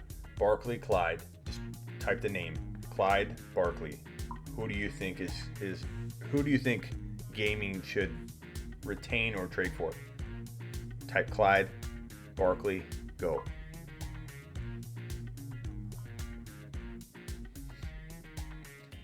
Smitty facing someone who hasn't picked a kicker yet. Dirty pool if I add and drop every kicker in the waiver wire. P.S. I'm the commish. If that's the way your league rolls, no problem with it at all. If your league's going to get offended, if you're going to potentially ruin the league or someone's going to want to quit, then it's not worth it if it's going to ruin the league. But if that's the league, if people are like, do it, that's funny. That's his fault. Barkley. Do it. Clyde. Barkley. Take Saquon. Clyde all day. Clyde. A lot of Clydes in a row. James says, you saved me from suffering by trading for Clyde from my opponent. Hey, James, is this Noah's friend, James? Is that right? James, you were the one that came on. Didn't you hate Clyde or tell me I was going to be wrong about Clyde? Are you coming back to tell me you like the show, James? I would love to know.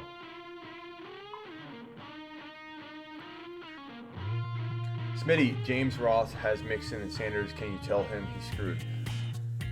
I don't know. I'm gonna let James tell me what he thinks of the show so far, because so far we've done pretty good.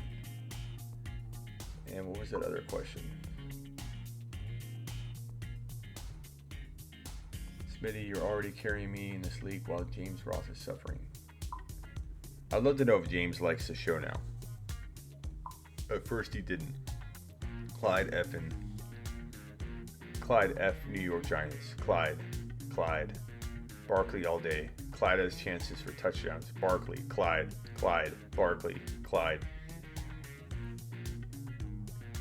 Man. CMC or Clyde? I think you're going to get mostly CMCs on that one. But I don't know. I mean, Barkley's my 1.1, but if I'm drafting, like in this draft that we're doing Saturday, if anybody wants in on this draft, all you have to do is become a Patreon member right now at this link, and you can be in this draft and get my Zoom link every Sunday morning where we go just the private people in this community right here in this Patreon community or on my YouTube community. Either one works. You don't have to buy both. You guys get to talk to me on Zoom. 1 hour before kickoff, I go live on Zoom for about a 35-minute call. Then I go live on YouTube after that. But you get an intimate setting with me, small group of people. That's included in the Patreon, which is $9 or $10 a month. Cancel anytime. Try it for 1 month, but you get in the league. There's prizes, all that. Barkley, I got CMC and Clyde. Well, Rav, I don't know how to say your name. You have a great team, bro.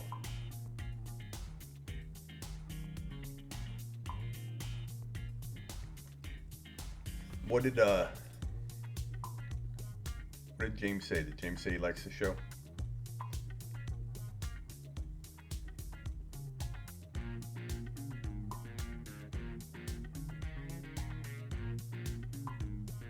Might be able to do Cup and Ingram for Ertz and DK. I'd do that. Ertz and DK. Then flip Ertz and Jones for Terry and Waller. Ertz and DK and Terry and Waller are really close, though. To be honest, like, I'm okay. I like DK and Terry kind of about the same. I'd probably draft DK first because I think he can get 10, 12 TDs. Waller and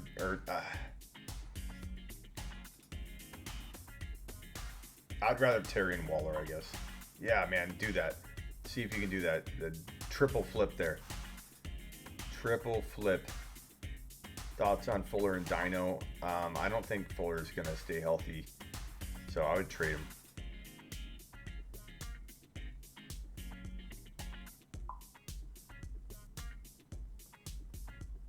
Gaming. Clyde does seem a little more appealing than my Barkley right now.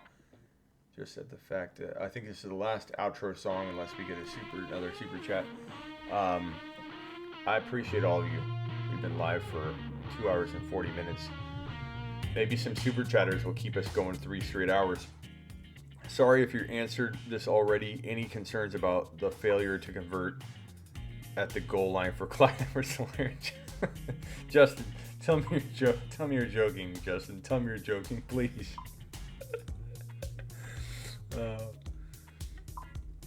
James, I don't think he'll be able to overcome his mighty struggles. I don't know if you're referring to Justin. Justin, you have to be kidding. You have to be joking. Noah, I know you're joking when you say it. Is James still a Clyde hater?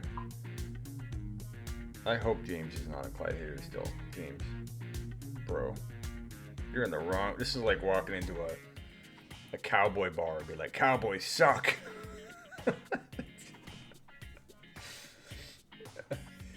This is like walking into a Tombstone cowboy bar back in the Tombstone days and be like, Cowboys are yellow. Yellow bellies. This is rich. Buy Brandon Cooks low? No. I wouldn't even pick him up at this point. I mean, he maybe depends on the... Alrighty, put that on screen. Where did I hate on Clyde, says James. What you willing to trade for Dak in a QB1 league? It depends, man. That's a loaded question, very vague. I need a lot more information than that. But I mean, I'd rather trade for Brady cheaper, you know.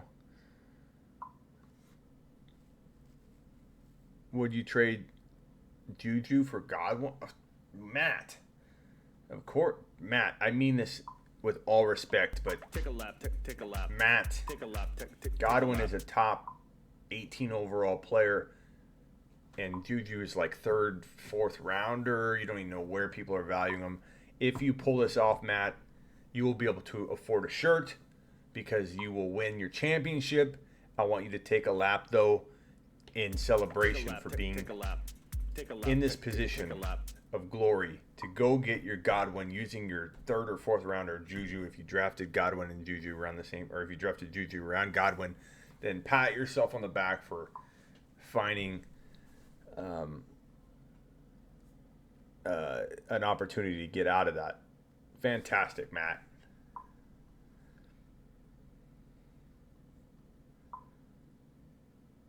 Noah's bragging again. Gotta go D-Jax. Mostert can't catch balls. D-Jax or Mostert? I'm going Mostert. I don't know if that was a question. Hunt or White? White's craftier, but not as like fun of a pick, but probably craftier. Root beer or Pepsi? I like cream soda. I do like root beer, but I'd take a Pepsi. I'd take a fountain drink Pepsi over a can of Coke, and I'm the biggest Coke consumer, but a fountain Pepsi can be better than a can of Coke. A bottle of Coke is better than them all. I'm a Coke connoisseur, and I'll tell you right now, canned Coke is garbage. Something to do with the aluminum, I don't know, but canned Coke doesn't come close to bottled Coke, and fountain drinks usually trump non-fountain drinks, but if they're watered down and mixed wrong, like I walk out of a restaurant, like how the hell do you screw up the mixture of your Coke? Like how do you not taste your own Coke and be like, this tastes like garbage, this tastes like piss? Oh, Parker gets another song. Thank you, Parker.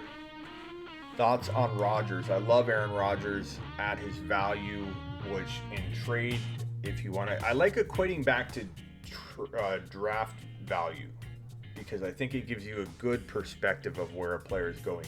And when the studio's up, you guys are going to flip over one of the features I'm going to have in the studio. It's going to be I think it's going to be the most favorite thing that you guys are going to ever see on the show. I'm not going to tell you what it is, but it will be a prop. And you're going to love it. And I've never told anybody about it, so you can't guess it or anything I mentioned before. It's not the pull-up bar. It's going to be awesome. But Rodgers, I think he's super undervalued. Super undervalued. You know, Mountain Dew Zero is pretty badass. If you don't want to drink calories all the time, I need to get back into it. But Mountain Dew Zero, Sprite Zero, and I'm not big on diets, but I want to say Diet Squirt's pretty good too.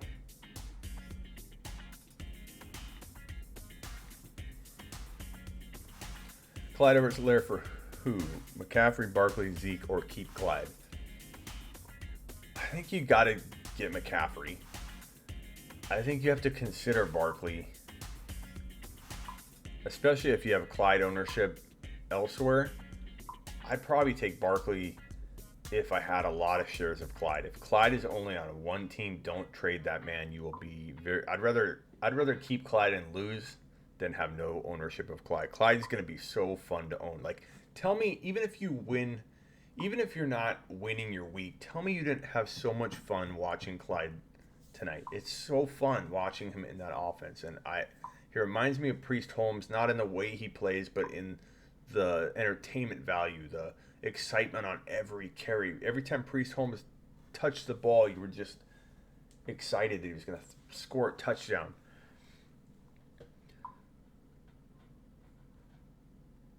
But not Zeke. I mean... I'd probably take Clyde over Zeke right now. Right now. MT.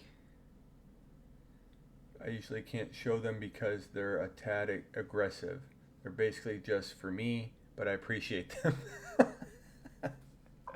I don't see, I mean, maybe I see those. I don't know if I see them. Maybe I'd see them on YouTube, but not in my setup here. Me too, but when I see a Coke taking off battery acid for my car, it tells me something that isn't good. True. But I will also say that stomach acid in your stomach is probably, I think, if it were that bad for your stomach and your stomach acid, you'd have problems right away drinking it. But I can say to you that I've drinking a lot of Coke and I do worry a little bit about my future stomach problems that I could potentially have. Zeke and Allen for DK and Clyde. Give me Dak and Clyde.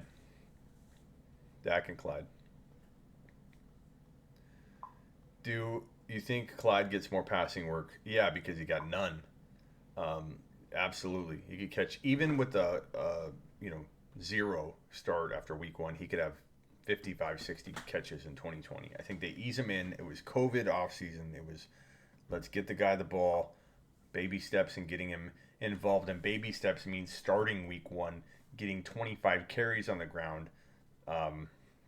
He's only going to improve. Like, the funny takeaway from this is people will actually walk out of week 1 and try and label Clyde as completely developed. This is what he is. He's not getting better. He's not getting more volume. He's not going to catch more passes. He's not going to score more goal line touches or get better opportunities.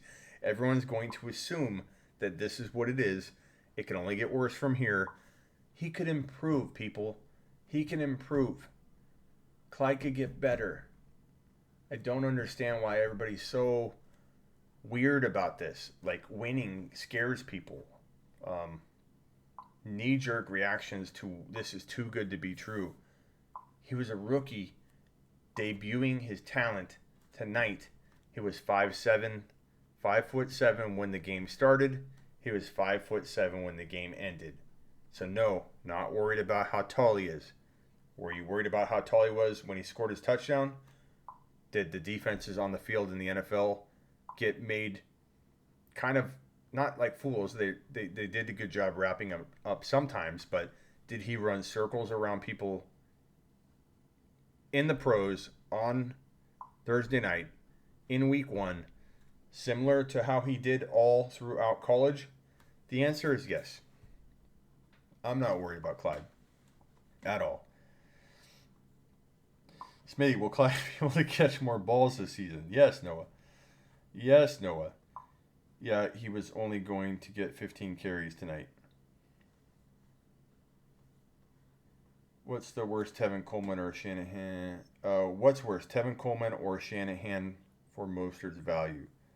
Mostert should get a shot, and it's going to be kind of in his court. The ball will be in his court. If Mostert can drop a lot of goodness, I think Mostert could definitely keep his job. Yeah, it's all up to Mostert, but he is in an environment where they could replace him very quickly.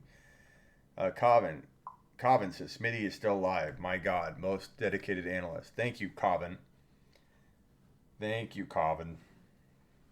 Coven went to bed, came back. He's going to work now. What time is it? Holy shit.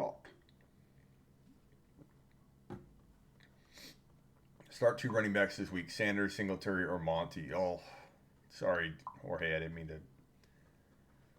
air barf on your team. But Sanders, if he plays, you got to play him. You drafted him in the first round probably or close to it. You know, he's your guy. You liked him for a reason. Don't listen to me. But I feel like all 3 of those are so disappointment prone. They have a lot of disappointment prone ability. So Sanders, until you find out he's out, and probably Singletary, man. He hasn't lost his job yet. Monty, we don't know what we're dealing with. I mean, we don't know if he's hurt, if he'll be ready.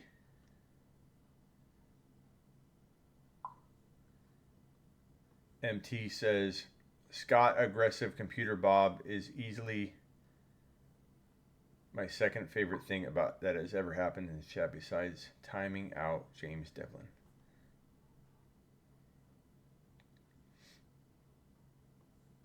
Noah says, RIP James benching Sanders from week 1.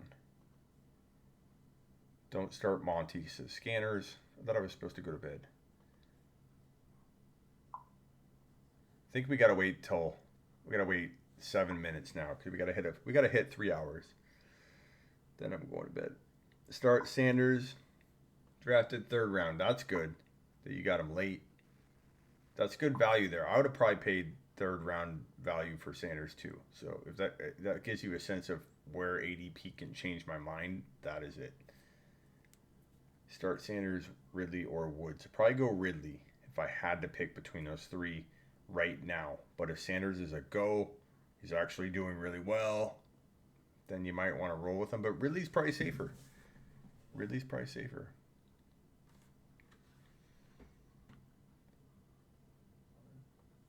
Jorge, this is my team.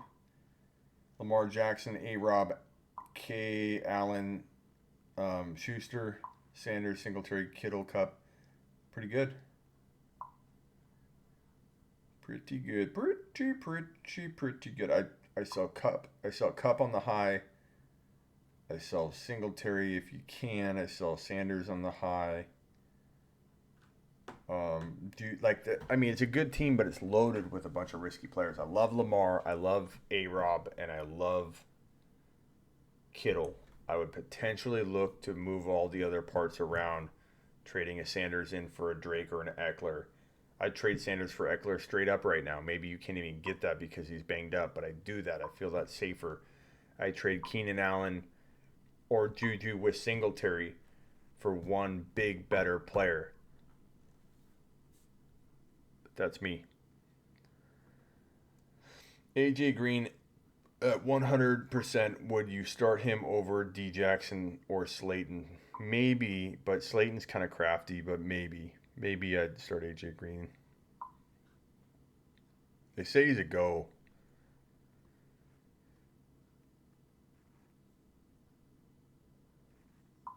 Who's James?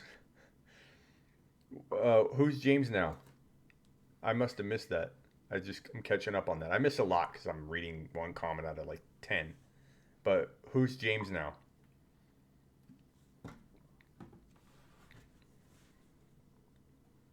I'm just curious. Alex Cruz, I haven't seen you here in a while, or I've missed your comments. Smitty, I got Clyde, Drake, Ingram, Hunt, Gibson. I need to trade for a three-headed monster. Need your help.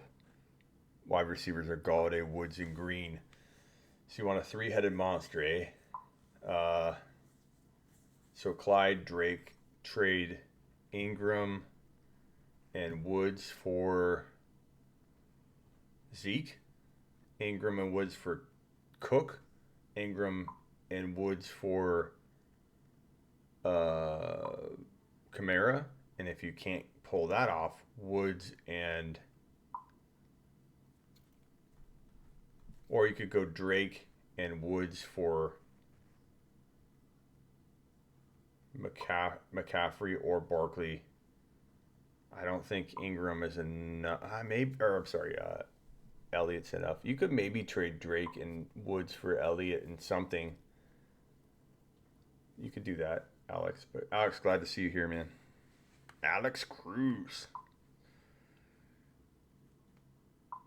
You like Ridley or Hollywood more? I like Hollywood quietly more, but I love both. Ridley was on my bold predictions last year, so you can't get me to say anything bad about Ridley. But I think people take I like Hollywood better or DK better than Ridley as if I don't like Ridley.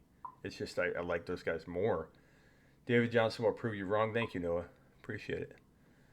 I'm getting the Travis Scott burger at McDonald's. What's that?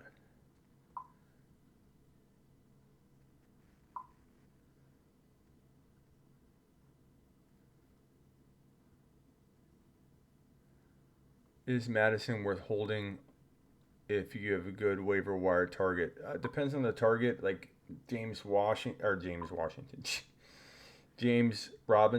I understand the appeal and I consider it, but I'd probably rather have Madison. But I mean, I'm trying to find a way to get like Robinson, but it depends on the option. Hollywood is fire, says Dylan. Damn, dude, I need to be in your league. Nobody wants to trade in my league. Well, you can be in the 24-man league, and I promise you a lot of trading by just becoming a Patreon member right here. And it's $10 a month, cancel anytime if you just want to do it the 1 month and try it out. But you get that Zoom link on Sunday morning where you can go live with me and a select small group of people that are in the Patreon or YouTube membership. And you get into the league as well. You also get one weekly YouTube private video, usually around training of some kind to help you, like a master class type video, a ADP breakdown, a certain trade tactic, stuff like that. So it's pretty cool for $10, man. And you get in the league. No entry fee to get in the league, but there are prizes and stuff like that. Noah needs to sleep. Noah, you're an old man. You don't need to sleep. You're still going on a run? Probably not now. I'll run tomorrow. I'll run twice tomorrow. Noah says Terry over Ridley. That's arguable. I mean, on either side. What's value with Preston around? Tough to evaluate, but I still think Parker's probably the better option by a lot, and that could change. I know it's far.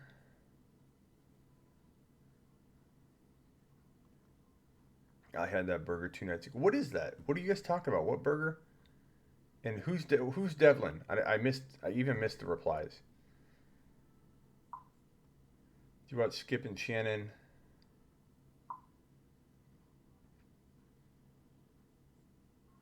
Who's your favorite out of them four? Skip, Shannon, and Steven A.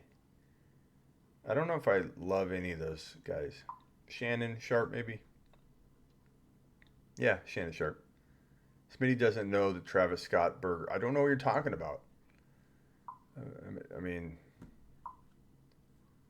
I don't know what you're talking about.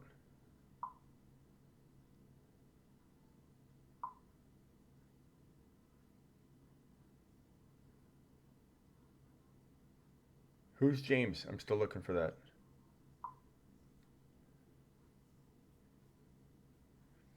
Rank AJ, DK, Ridley, Terry. Probably in that exact order, maybe swap Terry and Ridley though. But I like Ridley and Terry about even. So you could literally put that same order if you want. I just purchased some memory pills. I can't remember anybody's names nowadays. I do remember their number though. Computer Bob. Computer Bob always remembers my number.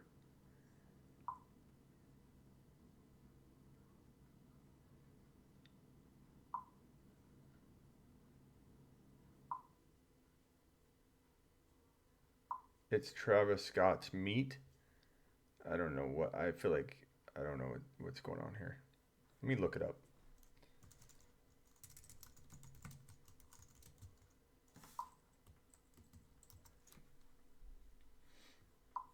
Travis Scott meal, Cactus Jack, McDonald's.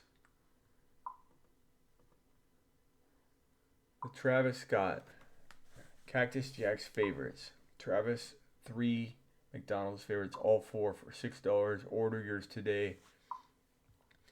What you may not know about me, though, is that I actually memorized the entire McDonald's menu when I was, I think, 7 or 8 years old. I don't know if any of you remember. Computer Bob might. I'm looking for the old people in the group. I don't know if many of you remember that McDonald's sent out a record. I know some of you don't know what a record is or a record player, but they sent out a record with the entire McDonald's menu song, and I memorized that bad boy because if you memorized it and you walked into McDonald's and you read it off or you sang it, you would get a free meal. So what did little Smitty do? Sat at home after school, memorized the entire McDonald's menu. Took me a little longer than I thought. I had ADD. I still do. We didn't know what attention deficit disorder was back then. But Smitty still practiced harder than the average bear, working harder, smaller. I was a 5-foot little midget. I didn't grow until my junior year in high school. I've always been small until I got big. I've always been small. I was always small. Now I'm 6'2", but I was tiny. I was a tiny little guy. And I memorized that McDonald's song. I went in and I read it. Scott says he bets I don't know the McDonald's song. I do know the song, Scott. Scott, if I sing the song, I want a $5 super chat. And we have a deal. And so I went in and I sang the song, the Big Mac song, and they literally just stared at me and said, "What can I do for you?" They didn't give me a free meal. I'm upset about it. I still am bothered by it. And it bothers me. To this day, I never got my free meal. It goes like this. I'd like a Big Mac McDLT, quarter pounder with some cheese, filet of fish, a hamburger, a cheeseburger, a Happy Meal, McNuggets, tasty golden french fries, regular large size, salad chef or garden or chicken salad, oriental, big breakfast, egg McMuffin, hot cakes and sausage, maybe biscuit, bacon, egg and cheese and sausage, Danish hash brown fruit. 2. 4 dessert, hot apple pie, sundae 3 varieties, soft serve cones 3 kinds of shakes, a chocolatey chip cookie, and to drink a Coca-Cola, Diet Coke and orange drink, Sprite and coffee, decaf 2, low-fat milk and also orange juice. That's it. Of course, they've added items to that. No, you've already super chatted enough. It's fine, Scott. I'm kidding. But that used to be the whole menu. Now I've got to add Travis Scott into the mix. I like a Big Mac McDLT Travis Scott quarter pounder with some cheese, filet of fish, a hamburger, a cheeseburger, a Happy Meal. McNuggets, French fries. I like a Big Mac McDLT quarter pounder with some cheese, filet of fish, a hamburger, a cheeseburger, a Happy Meal, McNuggets, tasty golden french fries, regular large size, salad chef or garden or chicken salad, oriental, big breakfast, maybe muffin, hot cakes and sausage, maybe biscuit, bacon, egg or cheese or sausage, Danish hash brown, 2 4.0 apple pies, a Sunday free, blah, blah, blah, soft serve coke, 3 kinds of shake, a chocolate, Egypt cookie, and a drink of Coca-Cola, Diet Coke, and orange drink, Sprite and coffee, decaf, 2 loaf of milk, and also orange juice.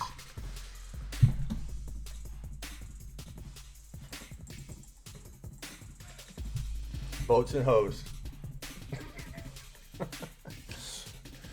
MT with the $5 dono. MT's got you, Scott. Scott, you've already done way enough. Way enough. The Big Mac, the McDLT, the quarter pounder with some cheese. $2.79, I love it. That's like the cost of a burger. Boom. Spitting bars. I even got James Rose respect tonight. How about this one? My best friend Harry's had a brother Larry from... How did that song go? Bust a Move? I remember that song. My best friend Harry had a brother Larry. In 5 years from now, he's gonna marry and he... something.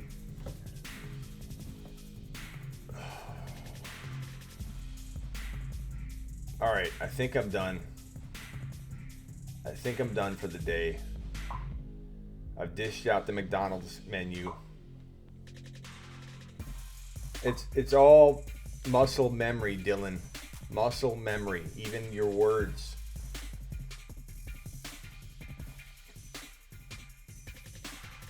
All right, I think we're good. Thank you all. Thank you, MT, for the final super chat. Thank you, Double A, for the final super chat. Scott, thank you for all the super chatting you've done. God, I can't even remember all the super chats. Like, I don't want to leave anybody out. Tony, Umberger, Parker super chatted. We have had 1,718 comments on this show. 1,718. I wish they would keep these on the video. Like when you publish the video, people would see this comment log. 1,720 comments on this show in 3 hours. 1,720 comments. That is a lot of comments. I've never really looked at that number. Thank you, MT. Thank you, Scott. Thank you, Scott. Thank you, Xander. Thank you, Rock. I'm trying to scroll through all the 1,700 comments for the super chats. If I missed your name, I'm sorry. Thank you, Scott. Scott dropping the biscuits tonight. Scott's dropping super chats tonight like Clyde's dropping 6-yard carry runs, man. Mood. How can I forget Mood? Mood dropped like a whole McDonald's menu tonight. Thank you, Mood. MT earlier. MT dropped a 10 spot earlier. Mood, another biscuit right there. Mood bought me 4 hamburgers right there. In fact, you know what?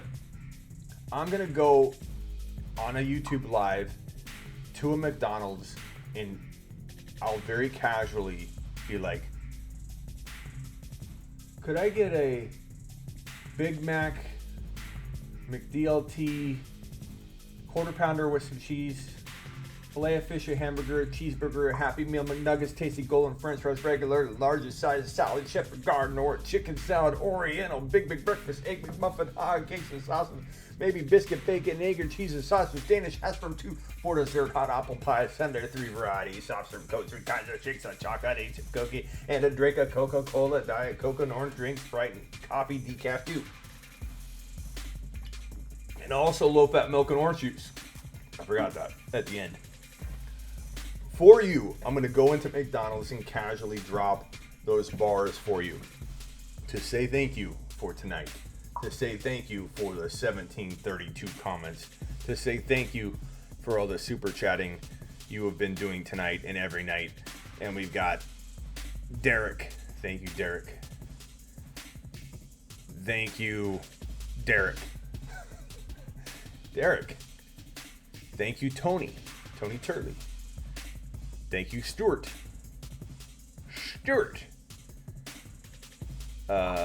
Thank you, Derek. Damn, Derek. Thank you, Grovel Unburger. Kind sir. I don't know if Unburger's still there. I don't know if they got Wi-Fi on his yacht in the Caribbean. Thank you, Jordan. Thank you.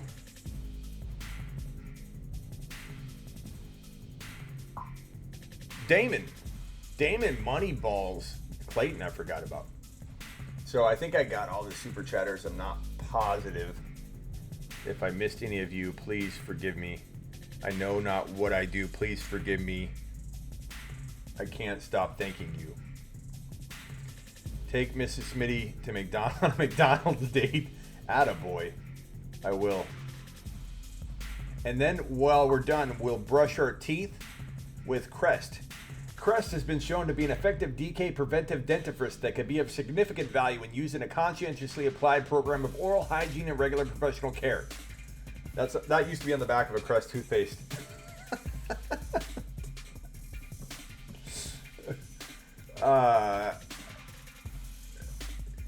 Computer Bob dropping the 5 spot. Attaboy. Put that on my tab for another night, Smitty. Thank you, Computer. Thank you, Computer Bob. Computer Bob. Dropping it like it's hot. Thank you, Computer Bob. All right. I think that wraps up the show. We're at a 3 hour 11. I mean, yeah, we could go 4. But I think we'll end it here. We've got 116 in the room. Please hit the thumbs up on the way out if you don't mind. Please subscribe on your way out if you don't mind. If you've gotten any value at all, if you're new. And follow me on IG. I'm hoping my account's still there. I was bummed all day. You guys helped raise my spirits tonight. But my IG account got locked. I got the hiccups. Probably from this. It got locked. I don't know if I'm going to be able to get in the morning. I usually 24 hours things like this unlock. But for right now, Smitty1com is my Instagram handle. Smitty1com. Like .com, Smitty1.com. Just like how you find this show. Go to Smitty1.com. So follow me on IG at Smitty1com. Smitty1.com. You can probably type in Smitty1.com in IG search and it'll show me. You'll see my mug. But hopefully my other IG account's back in the morning. Maybe it's back now. All right, I'm out of here. Appreciate you all. Go Clyde. Clyde Edwards-Hilaire, baby. So excited. Congrats to all you who had him tonight. Congrats to all of you who had Mahomes, Watkins, Tyreek Hill, Kelce, Fuller, and even you DJ owners out there. I'm happy for you. I'm glad DJ over-delivered beyond my expectations, but I do believe it is still time to sell high. And thank you for all the crazy amount. We have 1,800 comments later. Appreciate you.